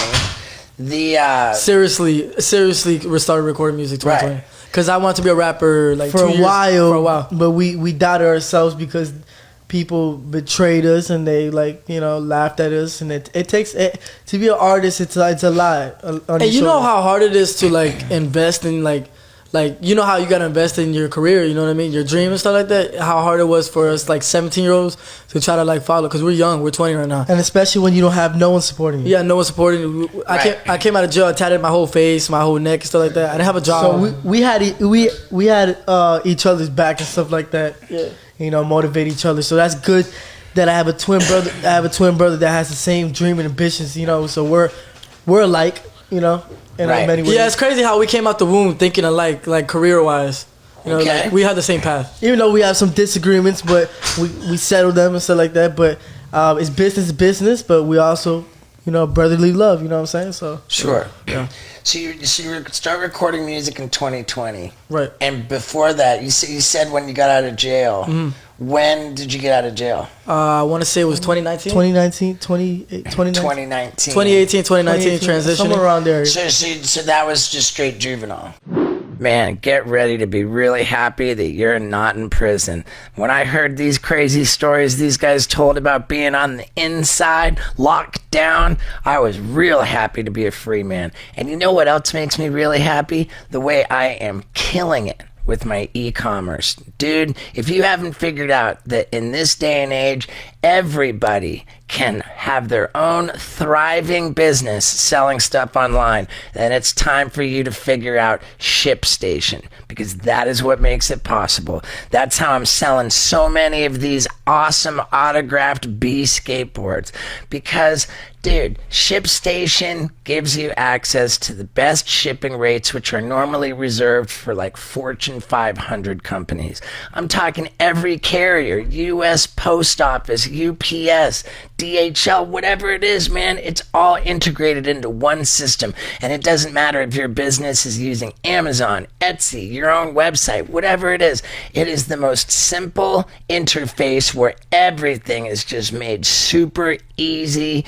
And get this, you can have a 60-day free trial, absolutely free, if you go to ShipStation.com and then you click the microphone in the top right-hand corner, type in the promo code STEVO, and that's right, you got 60 days, that's 2 months of totally stress-free shipping with the best rates, and I'm telling you, your business can take off just like mine did. So make ship happen. Get your e-commerce game thriving with ShipStation. One more time, it's ShipStation.com. Click the microphone in the top right corner. Use the promo code STEVO, and 60 days absolutely free, and you can become a budding businessman like the Island Boys. Let's get back to them. Because you were still juvenile. Yes, I was. They sent me to Duval County, Jacksonville. Sure. Yeah, so they sent me to Duval County all the way from Palm Beach, and I did like 2 years. It was pretty serious. We were labeled as menace to societies because when you're a juvenile, they'll give you a slap in the wrist, and when you're a kid and you're running wild, you're a little lost. Till I turned 21, I'm still a delinquent. So they sent you to Jacksonville because they didn't want you guys to be in the same spot. Because you cannot. No, you can't. I can't be in the same mod, the same dorm. You can't. Right. Why? Because you're related? Yeah. Yeah, you could. I mean, they consider it a gang. I mean, you could jump some people. Yeah. Right, yeah, you can team up. Yeah. So that's why they sent you to Jacksonville and you stayed. No, that's not why. Basically, it's like the same thing as an adult where you sit down in county and when you get sentenced, they send you to prison. So basically, I sat down in a juvenile detention center waiting for. And I did dead time. I didn't get no time served. And then what's it called? Because I literally, the day I got committed, because that's what you get sentenced as a juvenile, they consider it committed. The day I got committed, they passed a law where you cannot get you can't get released home and wait till you go up the road. So you had to sit. You can't get no house arrest. This and that. You have to sit. So you had to sit down and wait until you get transferred to the program that you're supposed to go to, and then that's when your time I put those on starts. everything. I'm not lying. I'm the one that sat the most out of everybody. I did 7 months dead time in juvenile detention. Everybody asked me. Everyone kept telling me, you sat here the longest in here. And I'm like, why? They're like, they just keep red flagging because you keep getting in fights. You keep going to confinement. Okay. But I didn't really believe that. I'm like, that's a myth. They just don't want me to. Well, getting in fights when you're in custody is not really. Yeah, it's not a good idea. But you could get in fights in there. Yeah, and, and juvenile detention. Now, when they send you to a gram, it's called a gram. When they send you like a juvenile prison, in Duval, when they send you that, you catch time for fighting. I remember being in jail in Florida. I was in jail in Orlando. Orlando. Orlando's a tough spot. It was 10 days that I was sentenced to for my second DUI, and I did all 10 days. And I remember, like, they had us in, like, a big fucking, like, gymnasium with all bunk beds. There had to have been 100 fucking it's bunk open beds. Bay. Open Bay is. Yeah. I didn't know Orange County is open bay. It was 1996. Had to have been 100 bunk beds. 1996. And if you fucked around... Yeah, if you fucked around, if you got in any trouble... This guy's been around for a while. Yeah, I'm old. If you got in any trouble, they would say...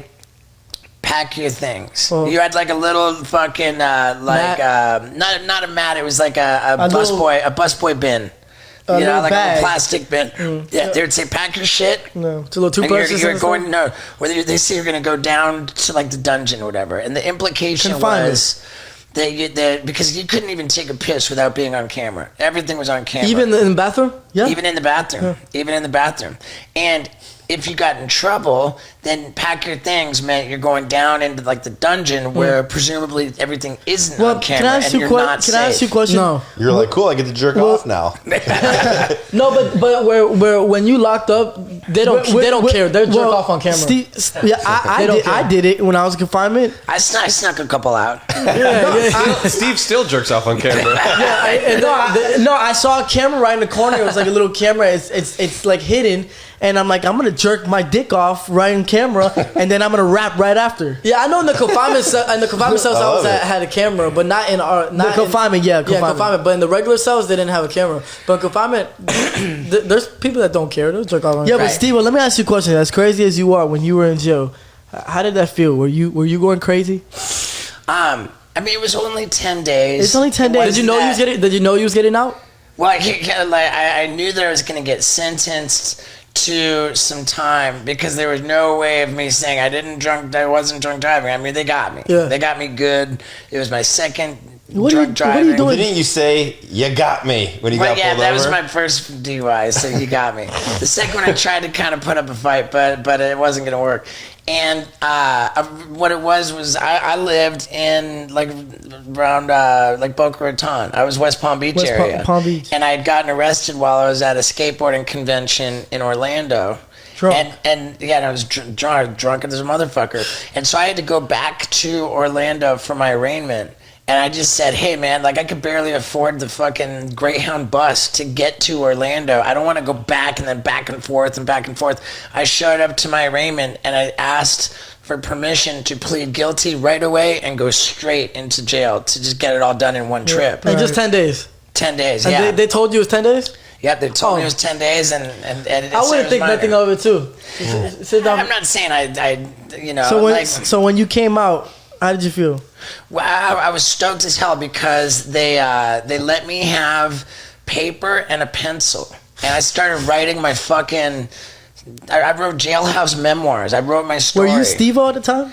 Dude, the first fucking thing I wrote on my first page was, "Hello, they call me Steve-O, but I'm thinking about switching back to Steve Glover because I've kind of begun a career now, and I don't know if I want a nickname when I'm famous." That's the first fucking shit I wrote. And that's word your for full word. name, Steve Glover? No, my real name is Stephen Glover. Yeah. Oh, yeah. I ended up doing a show, and I called myself Steve-O, and the crowd was chanting Steve-O. And I was like, all right, So what got you big exactly? Because I used to watch you as a kid, but I used to look at you like a stunt double, Yeah, not a stunt double. I was just a stunt asshole. Stunt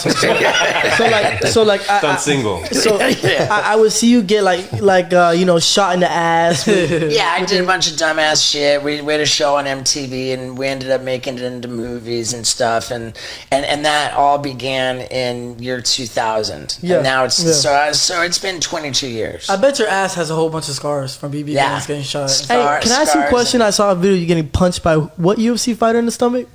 Oh, I didn't get punched by a UFC fighter in the stomach. I think that had been somebody else. Was that when he broke his nose on Mike Tyson's fist? Man, you got punched in the stomach at a hotel room. I don't think that was me. That doesn't ring a bell. Oh, okay. Yeah, but in any case, man, I've been at it for a long time. I've been in jail a bunch of times, and and I get it. You said you were down in the juvie for 2 years. Mm-hmm. He was too. Dude, both of you. I just did a little bit more time because you had the aggravated with the firearm. No, I did. Oh, you had the aggravated. That was when I was an adult, though. Yeah, that's when he was an adult. I mean, dude, that's a gnarly one. I was like, damn, firearm. I beat the charge, Yeah, you but beat the charge. good. Somebody tried to try him in Miami. You know how it is in South Beach. Someone tried to try him in Miami and South Beach, and I said, "Where you at?" I pull up and I put a gun. I said, "It was a 6 foot tall guy." I'm not gonna lie. He did that for me because I told him, I'm like, yo, somebody's trying to fight him. I said, okay, so I'll pull up and I put the red beam on you. Once he knows They got scared and they ran. and he ran to the police And they called the cops. Red beam, dude. And the That's cops- just creepy. He was scared. He ran. A 6 foot tall guy. I would Anybody would. I'm 6 feet tall. I would run too. No, he was bigger than you. There is nothing pussy about running from a red beam. On your forehead. Right. And he was a gangster, and he went police. Yeah, I mean, hey, dude. You know. I bonded out the same night. My bond was high as fuck. You know, it's 3 of them, right? It was 3 of them. They ran like a bitch. My bond was high as fuck, and I was sitting in Miami in TRK or something like that. It was around this time actually, like spring break. There were tourists. I know they. I'm sitting there. I'm like, man, I got all these tattoos at the time already. I'm like, I look like a celebrity. One staff tried to call me a 6'9". I said, don't call me no fucking 6'9". What's 6'9"? And What's 6'9"? 6'9". Oh, yeah, okay. she tried to call me 6'9", and she threw me in confinement because I called her a bitch. So when she threw me in confinement, I'm freezing cold. I'm shirtless with all my tattoos. And I said, I prayed and I said, I am never going back in here. And then one of the staff members says, hey man, I like you, man. Come out real quick. I'm gonna take you out of confinement. Fuck what she's talking about. And let's get you up. We're gonna put you all the way upstairs and stuff like that. Put you dressed up. I'm like, hey, listen, I'm just trying to get bonded out. He's like, what did you do? Your bond's pretty high. And I'm like, did you shoot? I'm like, no, I did not. Anytime your charge starts with the word aggravated, that's bad. And I knew, and I knew it. So I asked the cop. So how many times did you charge me with aggravated assault? She said one time. And then I go in there and they charged me twice. And I said, oh, okay. There's aggravated assault with a firearm, and then there was like improperly showing a weapon or something. There was some weird shit. It's pretty serious. What does the word aggravated mean in that aggravated sense? means like pissed? Like it's a violent charge.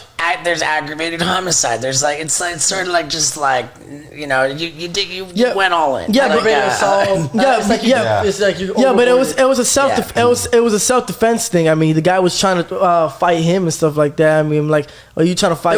You keep forgetting it was a group of people. It was a group of people trying to dyke. Right. I was trying to jump him. I'm like, bro, you're not gonna jump him. Well, I'm glad you beat the charge. It's so funny because his charges were way more serious. His lawyer was cheaper, and he beat those charges. And then the other one that I got charged with, the other one I got charged with was false. I wouldn't be surprised if it had something to do with the people. Yeah, they called the cops at first, but they probably didn't stick around to come cooperate in court. No, right. That's probably had something to do with it. You're right about that. Because I told you they're from a different state. You're right about that. Right. I told them, don't worry. I'm like, they're not gonna even testify. They're not gonna do it. So, I feel like fucking around with guns, and do you believe in guns? I don't give a fuck. I feel like I think the statistics show that of the people who get shot, most of them get shot with their own gun. So I feel like committing suicide? Committing suicide, or like just someone else takes their gun and shoots them with it. That's a dummy with a gun. Is Florida open carry? Florida's pretty gun. You can walk around with a gun on your hip in Florida, like Arizona. I don't know. Yeah. Florida's pretty down with guns. You seen Texas? No, Regardless. but you have to have a concealed. There's two different licenses in Florida for you to have open carry. There's an open carry and then there's a concealed. Okay, legally, yes, you're allowed to have a firearm at the house. Yeah. But to have an open carry to go outside with it on your waist, you gotta have a different type of license for that. Right. And it's annoying because right now COVID with the classes and stuff like that. My belief is that by purchasing a gun, by owning a gun, by carrying a gun, you dramatically increase your chances of dying from a gunshot wound. I agree. So I'm not really particularly interested in being shot, and so I just avoid guns. Just keep it.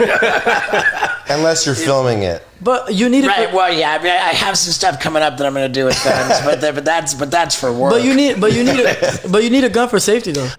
I gotta say, I am personally not sold on the idea that guns contribute to safety or overall well-being.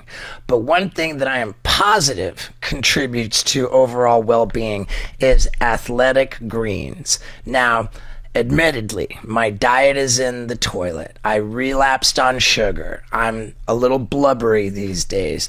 But the one thing saving me is that I'm using my athletic greens every day. What is athletic greens? Well, it is comprehensive, convenient daily nutrition, and it happens to be delicious. One of these packets is all I need. I wake up in the morning, dump it into a pint of water and guzzle it down, and it's loaded with 75 different vitamins, minerals, whole food sourced superfoods, probiotics, and adaptogens. There's so much good nutritious stuff in here that I actually think I might be getting away with eating donuts and all the other crap, because at least I'm covering my bases with athletic greens.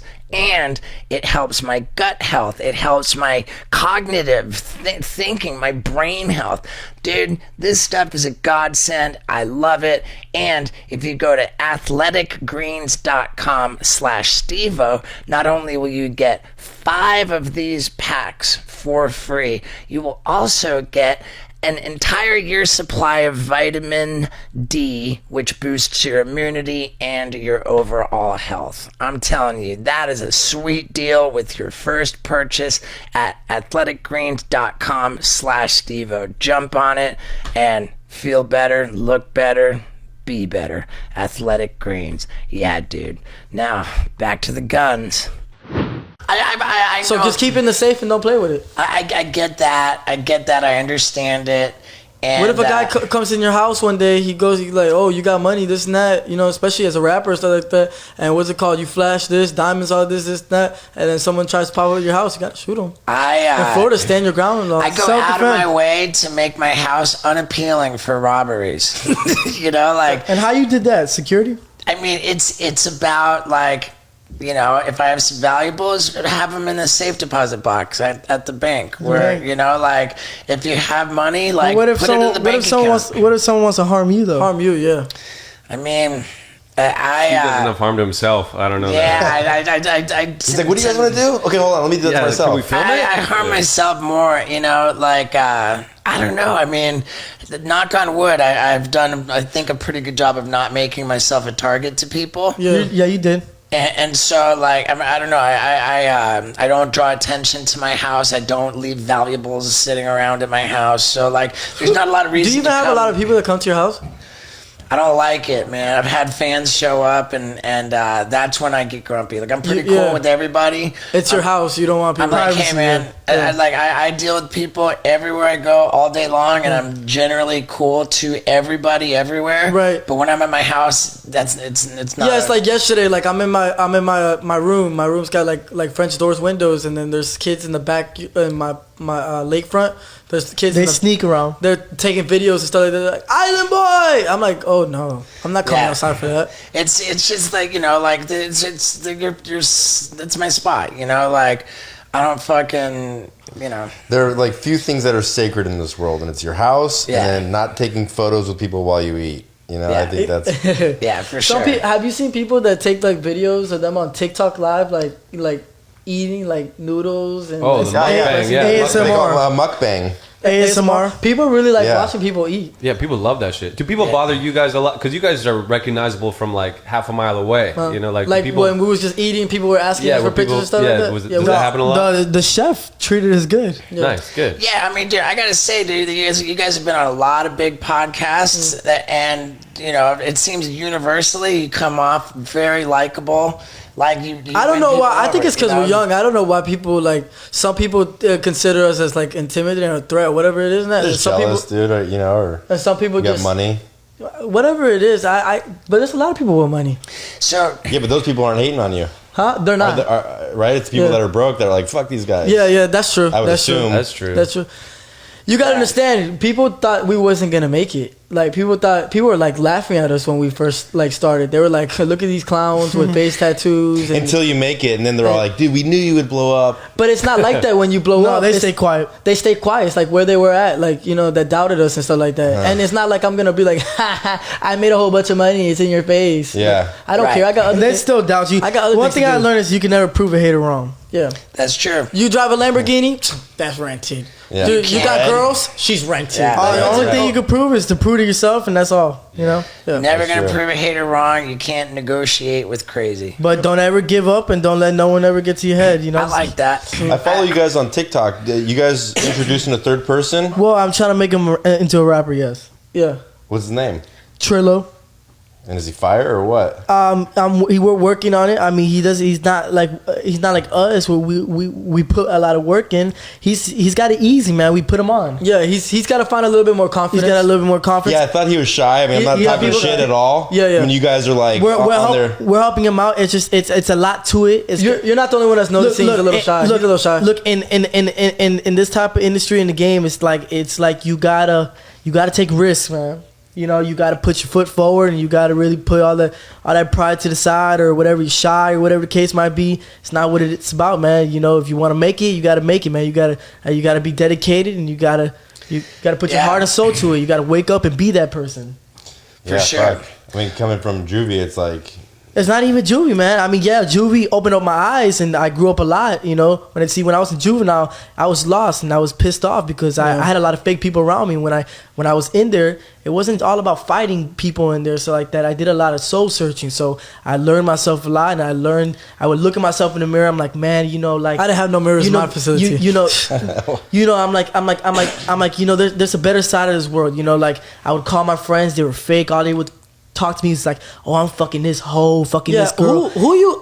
And I'm like, when I come out, you gotta see. How do you gotta see about me? How do I call? I'm in the most lowest part of my life. I'm like, you're not asking me how I'm doing. I'm calling my so-called friend from jail. He's like, bro, I'm fucking a mom. I'm getting girls, bro. I'm like, bro, I want to fuck a girl. Yeah, you know, I don't want to hear that. You're not asking me how I'm doing. Like, you know, if I'm okay mentally. You're too busy talking about how you're taking this drug and you're fucking a mom. At the same time, they did take the time to get on the phone with you. And no, but they did that. They did that because I've always been buzzing, and they did that just for like a boost. And I noticed like I was being used. Yeah. So I can tell you that in my case, if I'm like talking to a buddy of mine who's in jail, like I don't know how to. So hey, how's jail? You know, like it's not that easy. Weird. No, it's weird, but it opens your eyes, man. Imagine every day you get a 10-minute call from your I guess I would say you do all right in there. They're like, oh, you missed out on the party of the life last night. Right. You're fucking sick out here not being in jail. Really, what I noticed is like, you know, I really don't need a lot of people. I noticed that I got closer to God, and I missed my brother. I wasn't around him a long time, and my mom would put money in the books, and we would have conversations, and she noticed that I grew up as a man in there, and you know, it was a good thing for me and stuff like that. And that was one lesson I learned while I was being in there. And when I came out, I came out differently, more mature, and I just cut off a lot of people. And good. You know. Did you both get like set up and fucking forced to fight as soon as you were in? Yes, jail? It's called TOH. You have to test your heart because they want to see if you're pussy or not. If you're pussy, they'll take your food. Yeah, I fought the second day as soon as I got there. And did you win your fights? Yeah. Well, actually, matter of fact, yes, I did. There was a kid that he stole a Maserati and he thought he was the shit, and they said, hey, I like him over you. And when they say that, it's called it's fighting. So yeah, it's called instigating. Right. So it's like, you know, he says I like you over me, and but see, we're all good people though, and that's around a bunch of, you know, people, and they want, and they're like, oh, yeah. And I'm like, okay, I'm gonna see about you. And then he asked me he wants a friendly fade, and I said I don't do friendly fades. What's friendly fade? Friendly fade is when you fight, but he wants to be friends after. So look, and I'm like, I don't do that. So I'm like, if we're gonna fight, we're gonna fight. So I said I'm gonna see about you. I waited till night, and when I waited till night, I saw him brushing his little waves. He had waves brushing his hair. I looked at a stall. You know, I punched a little bit. You know, a little sparring session in the bathroom stall. I came out. I walked very slowly. I did it smooth, and then I went boom, and I punched him in his eye, and he had a black eye. I mean, it was stopped right there. The staff member stopped and everything. He's like, "Fuck!" And then his homeboy that was bigger than me, he said, "Man, that wasn't fair, man." He was trying to fight me. I said, "What's up? What do you want to do about it?" You feel me? So they didn't like me at first, but the next day, when I woke up, they're like, "You know what, bro? I'm gonna dap you up. You a man, bro. You did what you had to do." So yeah, other than that, I popped off on another kid because he came in on some double-sided thing. He got popped off on one dorm, and when he came in here, he tried to snitch on the other dorm, and they put some honey buns on top of his head. I went to go grab some food, and he was sitting on the couch. What's honey buns on top of his head? They like money. It's like money on top of his head. Right. Yeah, so you know. So that means if you kick that guy's ass, they'll either put honey buns or MP3 player that can play music. Right. So they're not like actually putting it on his head. They're like, if you kick this fucking guy's ass, you're getting that. You're getting that. It's a bounty, like a GTA bounty. Bro, there's kids that owe their life in there. It's called elbows. You owe them elbows, and you gotta pay them every time. So snacks. he was watching TV. You don't eat. He was watching TV peacefully. And I'm not trying to be an asshole, but I'm gonna keep it a buck with you. Okay, he was snitching. He was snitching on the other dorms, saying, "Oh yeah, they do this, they do this." So we play friendly with him. That's playing both sides. So you don't do that. When you come in and you stay quiet. You don't talk about the dorm. So he already fucked up. So the people were like, "I want him knocked out." So they put things over his head, and I said, "I got it." You feel me? I'm gonna show y'all what I got. You feel me? So he was sitting there watching TV. I grabbed to go get some mangoes on the table, and then I go back and I just kept punching him 40 times. He said 40 times. I didn't stop. You were counting, or you just? Man, I just didn't stop. Yeah, dude, I would do so bad in prison. I would. Everyone would take my food. My little Oh tent. my God! I'm serious, dude. Like, you guys are way tougher than me. No. I'm down to fight. It's not about being tough. Let me tell you something. It's one of those things. Are you really gonna let your food get took the whole time? Or I don't know. Maybe. Dude, Maybe it'll change me, but I was lucky, man. Nobody took my food. Let me tell you something. And I like how you said that, but it would be the kids like you that were like they would try. And you probably get tired of that shit. And you try me. No. Listen, try like they'll pick on you. They'll test you. And there was this one, no offense, this one white boy, and he got tired of it when he wasn't playing no games, and he was just like you. I get my food take this that, and he gave a big kid a beating. I can see Paul snapping For after sure. a while. A beating. It's guys like that that are like, And he's just holding it in. let me tell you something. I'm not ready now. I'm not ready. He's drinking a fucking carrot juice. No. And by the way, that was the best fight I've seen. The kid's whole cool, face. right. You gonna start hitting push-ups in there? I'm tired of this shit, man. I'm gonna pop off on them. Yeah, when I come out the room. so. Don't play with the kids that you think is pussy. They're gonna do the fight. I'd be a late bloomer in prison. It's the kids that run the program that don't fight the most. Dude, I was just lucky, I guess. Nobody took my food, but then if they did try to fuck with me, then they'd be told. It's not like county food is good food anyways. Right. No. And but dude, I would do fucking backflips for fucking In jail? Yeah, I mean, even though at that time I couldn't do a standing backflip on flat ground, I'd do a back handspring.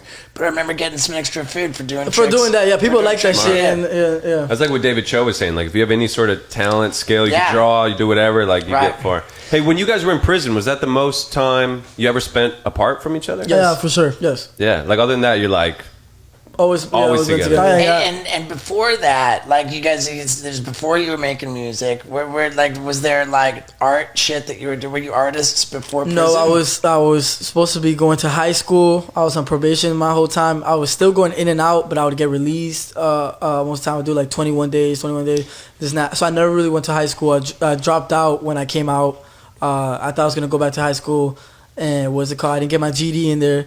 And then I came out and I got in a fight in high school. The second week I got kicked out. They're like, bro, high school's not. Did you win the fight? Yeah, I won the fight. Okay. That's good. There's a video of it. But when you guys were in prison, were you able to communicate, like write letters? No, you cannot. Nope. So what was the reunion like? Like, when did you guys get to finally meet up again? When we got released. When I got released first, then when he came out, I mean, that's when we. But can you send a kite? No, it's not like we were in the same facility. He was far away from me.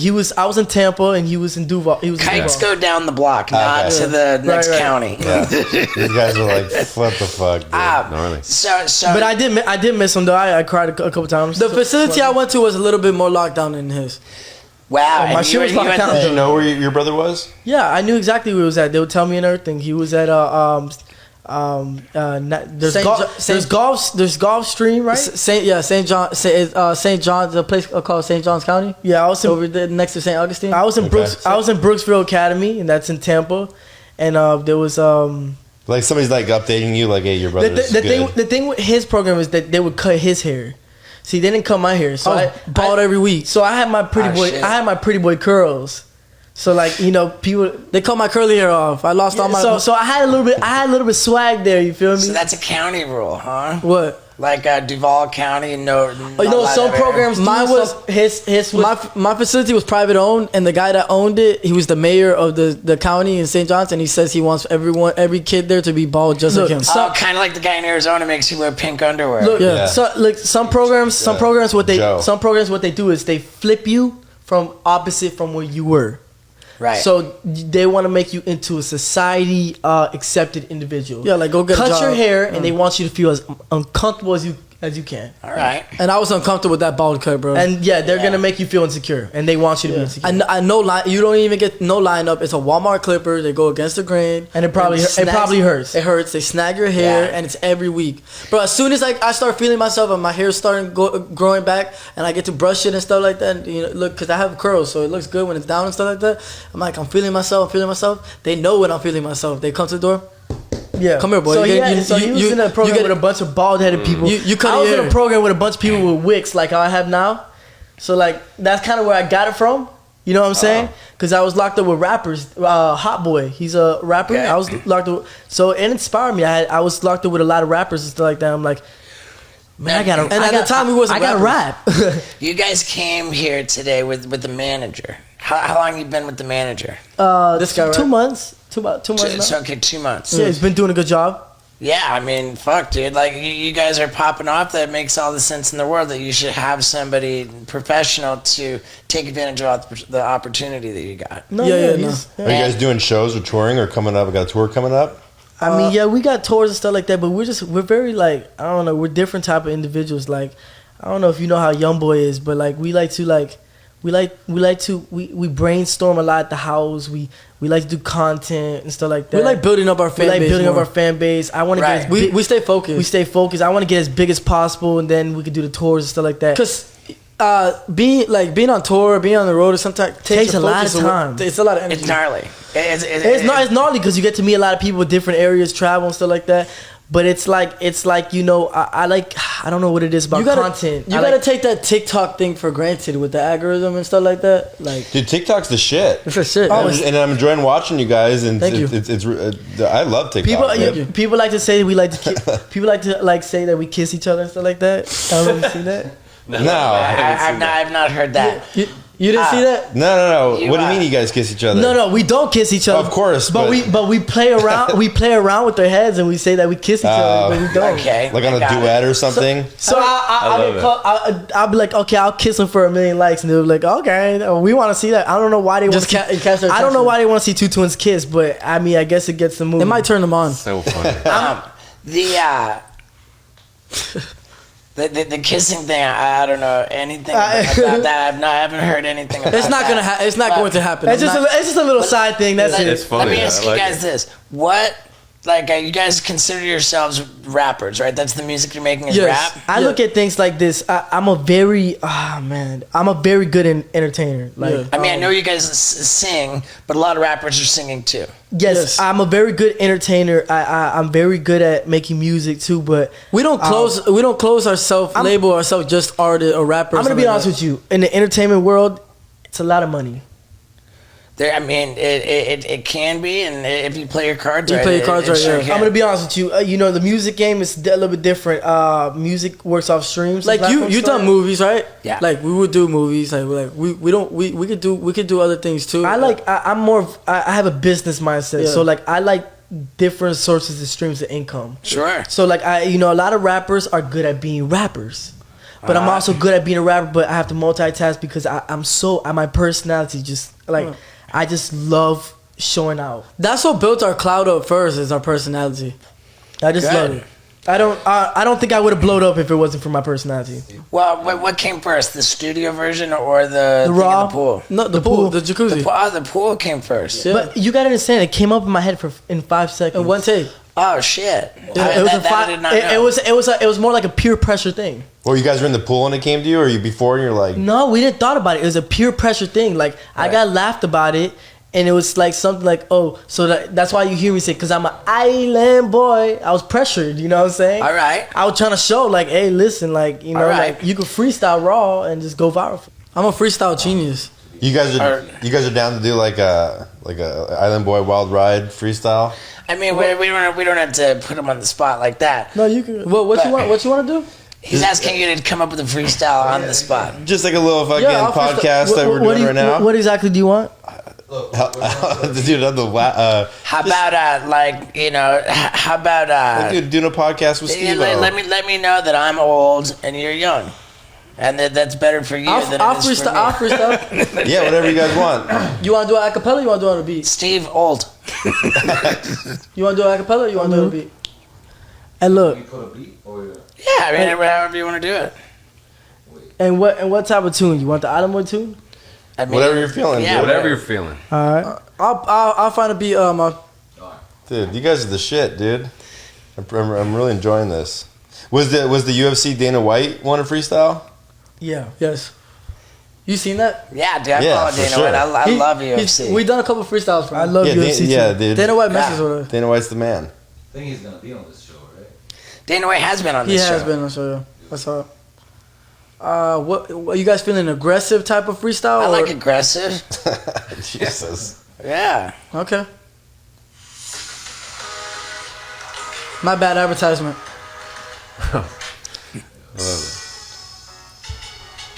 You want me to go first? Hey, look. Man. I'm just with my dog Steve, Yeah, we turn him like a bitch, yeah. It's the Island Boys in the podcast. Going fast with my cash on the dash, yeah. Ain't nobody gonna stop me. Made that pussy nigga go to running, I go dummy. Got some niggas, they gon' do it for me. He gon' die, he gon' slide, he gon' ride all day long. Hey, bitch. I say, bitch, homicide, murder season. Put it down, okay. Told them up on different breathing. Play it down, okay. And that money, it be green strips. Well, I want them blue strips, but I ain't really crippin'. I want all them blues, you keep snoozing like you sleeping. Do it okay, but I'm doing what it needy. Riding in the Lambo while you see me while I'm speeding. Play okay, yeah, I'm really Widow Steven. Pay Widow Steve, like we snapping, ain't no capping. Seen it when I'm rapping, cause that jig is really lacking. I could put it down, murder season, then we wake them. I'ma count that money to the top, and then I get them fucking racks in, yeah. I got so much on my mind, I be reminiscing about the past, yeah. Tryna get that money, tryna get them bands, yeah. I got sticks, we gon' let it go. I ain't never fold. I'm a mama man, I'm tryna make it. I ain't worried about no pussy nigga, you could put me in that cell block. I was running shit, I was hitting licks, yeah. 13 years old, yeah, I was in juvenile, yeah. Threat filed me at 16, I ain't give a fuck, yeah. When I came out, I was rolling off a beating, bitch, I knew I was chosen. Hey, yeah, hey.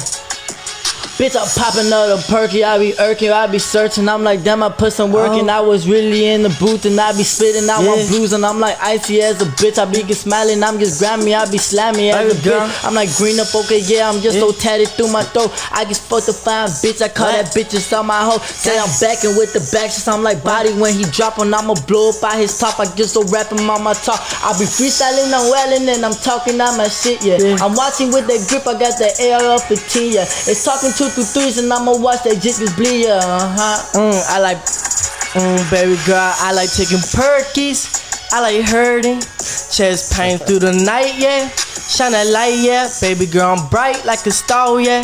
Let's just go to war, yeah. Poppin' Zanny Perkins in that lean bottle by the pint, by the dozen. Me and Stevie O, we be turn up like a bitch, yeah. Pull her to the club with my thugs, man. I share that pain off them drugs, yeah. I ain't worried about no pussy, nigga. Turn that flag up, bitch, got that cash up. So stop her really talking on them, just they be some cappers, yeah. Ah, shit, that was fucking fuego, dude. Yeah, dude. I'm impressed by that. I like it. Me too. We freestyle. I mean, that was fire. Yeah, we freestyle all the time. We just know how to rap. It's just the hate that people that try to. It comes in us, man. Yeah, I've been doing. It's a weird phenomenon that when people saw you, they were mad for some reason. Like, why are you so polarizing? Like, I don't get it. I remember when the idea. Hey, can I be honest with you though? Yeah. If I was in other people's shoes, I'd be mad at me too. Just out of. I would hate me too. I'm not gonna sit here and act like I like. Yeah, there's reasons to hate me. Like. I brought it to myself. I mean, I tatted myself at a young age, and I looked at myself in the mirror. I'm like, I want to look like a menace. So like, yeah. So like, something you sign up for. I'm unique. It's not what people see every day. So the hate comes. And the hate is real and the love is fake. It is what it is. Yeah. So when people hate on me, I take it as like you a fan. Yeah. Right. But get mad. You still watching? Listen. Yeah. Usually more. Get my Get my streams up. Let's get this money in. Me and my brother. You feel me? As my team. But at the end of the day, we just at the end of the day, we know we're pure and we're good people, and we have a lot to prove, and we're destined to make it, and we're dedicated, and we grind every single day, and we don't ever take no breaks. As Jeff Bezos said, Elon Musk, like the billionaires, man, they do 365 days of the year. No days They off. take no days off, and I'm all for it. You know what I've been really fascinated by lately? I've been seeing videos about Lil Xan, who was fucking huge, big deal, making a ton of money. I heard a lot of videos. That's so funny that you brought him up today because I'm looking at. I'm looking at thumbnails and they're fucking up. They're saying that he fell off, but like that he's broke. He's broke, and he's he's in a hospital bed. I saw him today in the hospital bed with IVs in him and stuff like that. I mean, I don't know about that. This is like night before last. I saw a couple videos about. Look, let me tell you something about Lil Xan. I've communicated with him multiple times. The kid was clean for a while. Yeah. And I called him the last time I talked to him. I said, Lil Xan, you're acting different. And I'm like, and he's like, why you think I'm acting different? I'm like, bro, I don't know what's going on. You're definitely off them Xans again. And He's in the hospital bed right and now. he's off them Xans again, but he's I'm not gonna speak about his business, but he's off that cocaine and all. I mean, yeah. I mean, like the story that I get from just like what I see is that his problem was that he didn't have the work ethic. He did not have the work ethic, and to be honest with you, as I called him, he's kind of a softie, man. He like it sounded like he gets walked all over. Yeah, he takes people take advantage of him, and he this whole blaming everybody else for all. Yeah, blaming everybody, and he stages the Tana Mojo dating him and stuff like that. He admitted to me. I'm like, bro, I mean, I'm not really into like, that. where's your head at? It's like, bro, are you a lost cause or you a rapper? Which one are you? Well, yeah, what was particularly fascinating to me is all these people. Like, I think maybe one was, he talks about his manager. There's these people who are in his circle, and they're saying that with his G-Wagon, he can't afford the $30,000 to pay it off. That he doesn't, the guy's saying, I'll bet you can cut off my arm if he has $30,000. Like, he does, he's broke. And I look at his Instagram, and it's him like coming off a fucking private jet and a fleet of Rolls Royces, and I just think to myself, it's so tragic when people feel that they have to maintain an image of flashy cars and private jets. Lil Xan admitted to me that he's not an image. He's not in for it for the image. Yeah, he's got face tattoos, but he admitted to me that he admitted to me. I had a long conversation with him. 4 hours, 5 hours in the middle of the night. But I think he is for the image because he always have to be in a mansion or something like that. Maybe, but he admits to me, he's like, I'm a regular guy. I'm this and I'm this. I'm like, that's perfectly fine and stuff like that. But yeah, I mean, it's the work ethic is the problem. The work ethic is what everybody can agree on, and what you guys. I mean, where's the music at? You guys seem to evidently have a work ethic, and that's like the most important piece. And dude, like what you guys. It's got to be in you. Yeah, what you just did for us with that freestyle, I mean, that's what people need to know about. I could do that all day long. Freestyling. I mean, that's You know, I used to watch Cyphers with Lil Pump and stuff like that. It used to make me laugh. It was hysterical. I mean, dude, it's epic as hell, dude. Now, like when you brought up 6ix9ine earlier, and said that you were insulted to be compared. And that was before I was even famous. I was insulted when I was in county, and the guy kept calling me Trippy Red. I'm like, I'm gonna punch this old 40-year-old bald guy. Bro, he kept calling me Trippy Red. What's up, Trippy Red? I brush my teeth. Trippy Red. Yeah, they'll call you. Get out of here, bro. They'll call you different rapper names. You know who Trippy Red is, right? I do. Yeah. What? I don't look like Trippy Red. Why is he calling me Trippy Red? Because you got tattoos on your face, so they immediately assume that you're. Right. I have a 40-year-old man calling me Trippy Red. Steve's got a rap song he's working on. I do have a rap song I'm working on. Yeah, Steve did a rap album back in the day. It never came out. But it was like sort of his downward spiral. But now we're getting it back together for a redemption album. He's getting another album. Oh shit, Steve, we gotta get you guys on his rap album. I gotta use the restroom. Oh Okay, yeah, good, hit it, man. Yeah. You know what? Like we're How long have probably you been on for? We're almost an hour, dude. This was perfect. We got a think this show is anyway. good. Yeah. Let's wrap this up. I think that I believe that you guys are likable. I believe that you guys have fucking heat on you. I believe you guys have talent and that you're willing to work. And I'm rooting for you, man. Can I ask you a question? Are you getting any tattoos laser removed? I did. I had shit on my shit and fuck. And what about the one right on the arm? That one, I was halfway through getting it removed. I was like, I don't want. How many penises do you have tatted on you? Enough. Hey, we should do something with them and tattooing when next time we're in Florida, like for the show. Is that your baby? That's me when I was a baby. Oh, that was you when I was a baby. That's Okay. me when I was a baby. And dude, please stick around. Fucking, what have you be our guest at the show tonight? Yeah. You'll be in good company. I'll trip you the fuck out, dude. Wait, are you doing a stand-up show or something? It's a stand-up show, but it's also like multimedia. It's got videos that are super fucked up, and you're gonna trip. It's gonna be. Where's a good it time. at? Right here. Right behind us. They're setting up for it right outside. This is the green room. Okay. So yeah, man, like I'm rooting for you guys. I think I think it's up to you, and I think that it's gonna. Can I ask you a question? Are you happy in life? It's a tough question because I'm hungry in life. I don't think you can be happy and hungry at the same time. I choose hunger. You choose hunger? So I don't want to be fucking happy because I think that's gonna make me lazy. You don't want to be comfortable. I had that conversation yesterday with a girl and stuff. I don't like have time for happy. You know, I'm actually kind of impressed that how long you've been doing this, that you still going like hungry and stuff like that. That's pretty good. I don't have time for happy. I only have time for hungry. You sound like me. And I'm out to fucking just accomplish shit. That's all You're I like like that. to. You're- Happy doesn't fucking pay bills. You're Happy doesn't- a hustler, but happy doesn't accomplish goals. I choose the hustle. Keep doing your thing, bro. Yeah, they said the definition of success is peace of mind. peace of mind. I mean, we all try to chase happiness, right? Sure. I mean, like I'm happy when I'm. And we all know money doesn't bring happiness. It's financial freedom. Yeah. Yeah. I mean, But like it's good. It's good to have. It's good to have. Yeah. But you gotta find hobbies and be happy. Yeah, you know? Daniel Todd said it. I've never seen a sad person on a jet ski. No, they're always happy. Well, being broke doesn't make you happy neither. Yeah, but that's for sure. Right. But no. Other than that, yo. Yeah, and I know you guys like. I remember the Logan Paul situation. Like I my saw about God. that. That was Like, weird. I'm not trying to give like advice to people who aren't looking for advice. With the one exception. I'm all. Listen, I'm all here for for advice. Let me advice, tell you why. I'm gonna explain to Did you you why. see the way how he was coming at it? Let me explain to you why. They had a motive. Let me tell you why. Because I love when people give me advice because you are someone that looks at me, right? And from third person view, and you might peep something that I don't peep. You know what I'm saying? So like, I don't have a problem with someone giving me advice. Exactly. It's the way how you come at me, All right. and stuff like that. And I felt like he came at me like almost trying me, testing my jewelry. Testing my jewelry. He made a gay comment already. A comment in the beginning. right. I don't He know was if you trying to be a watched the- comedian. I watched the whole thing yesterday.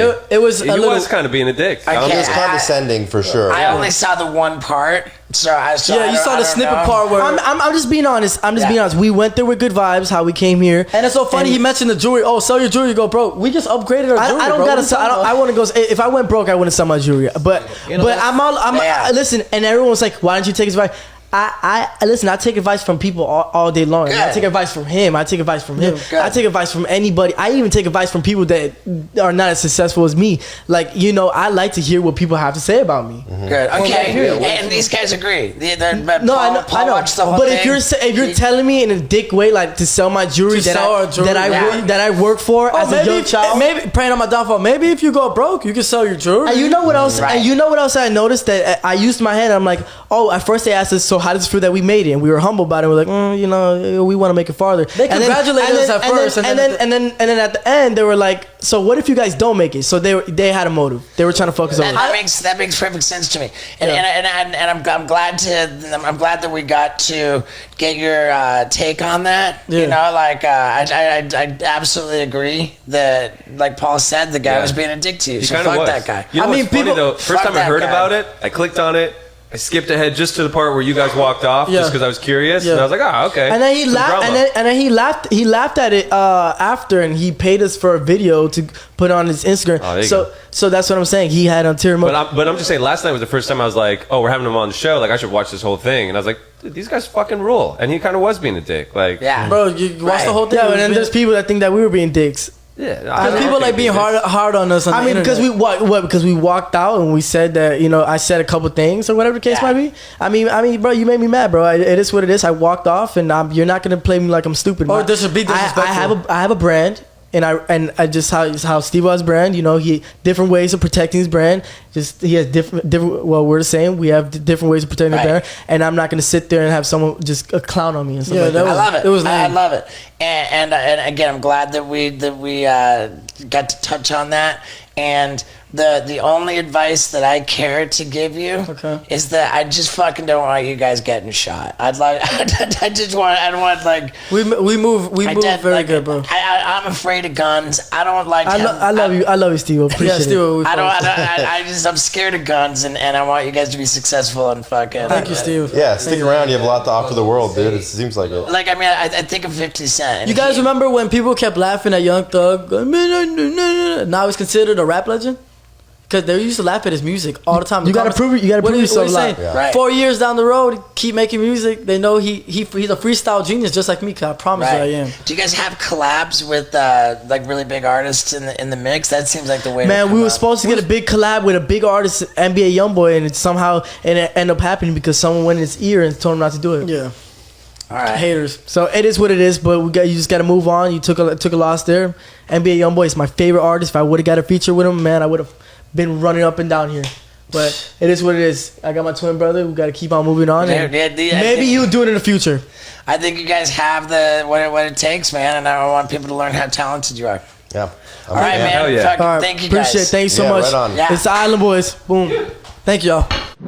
Now, of course, the Island Boys are going to be polarizing. I'm sure there's probably a bunch of negative comments in the comment section. Whatever. Speaking from my heart, I can tell you I'm rooting for these guys. I am, man. And I really did think their freestyle was impressive. You know, what's going to happen with them remains to be seen, but I think that they're hungry. I think that they... I don't know, dude. I don't know what's going to happen. But like I said, I'm rooting for them. I'm wishing them well. I enjoyed them. And you know I enjoy you, the people who stick around. Man, the street team, dude.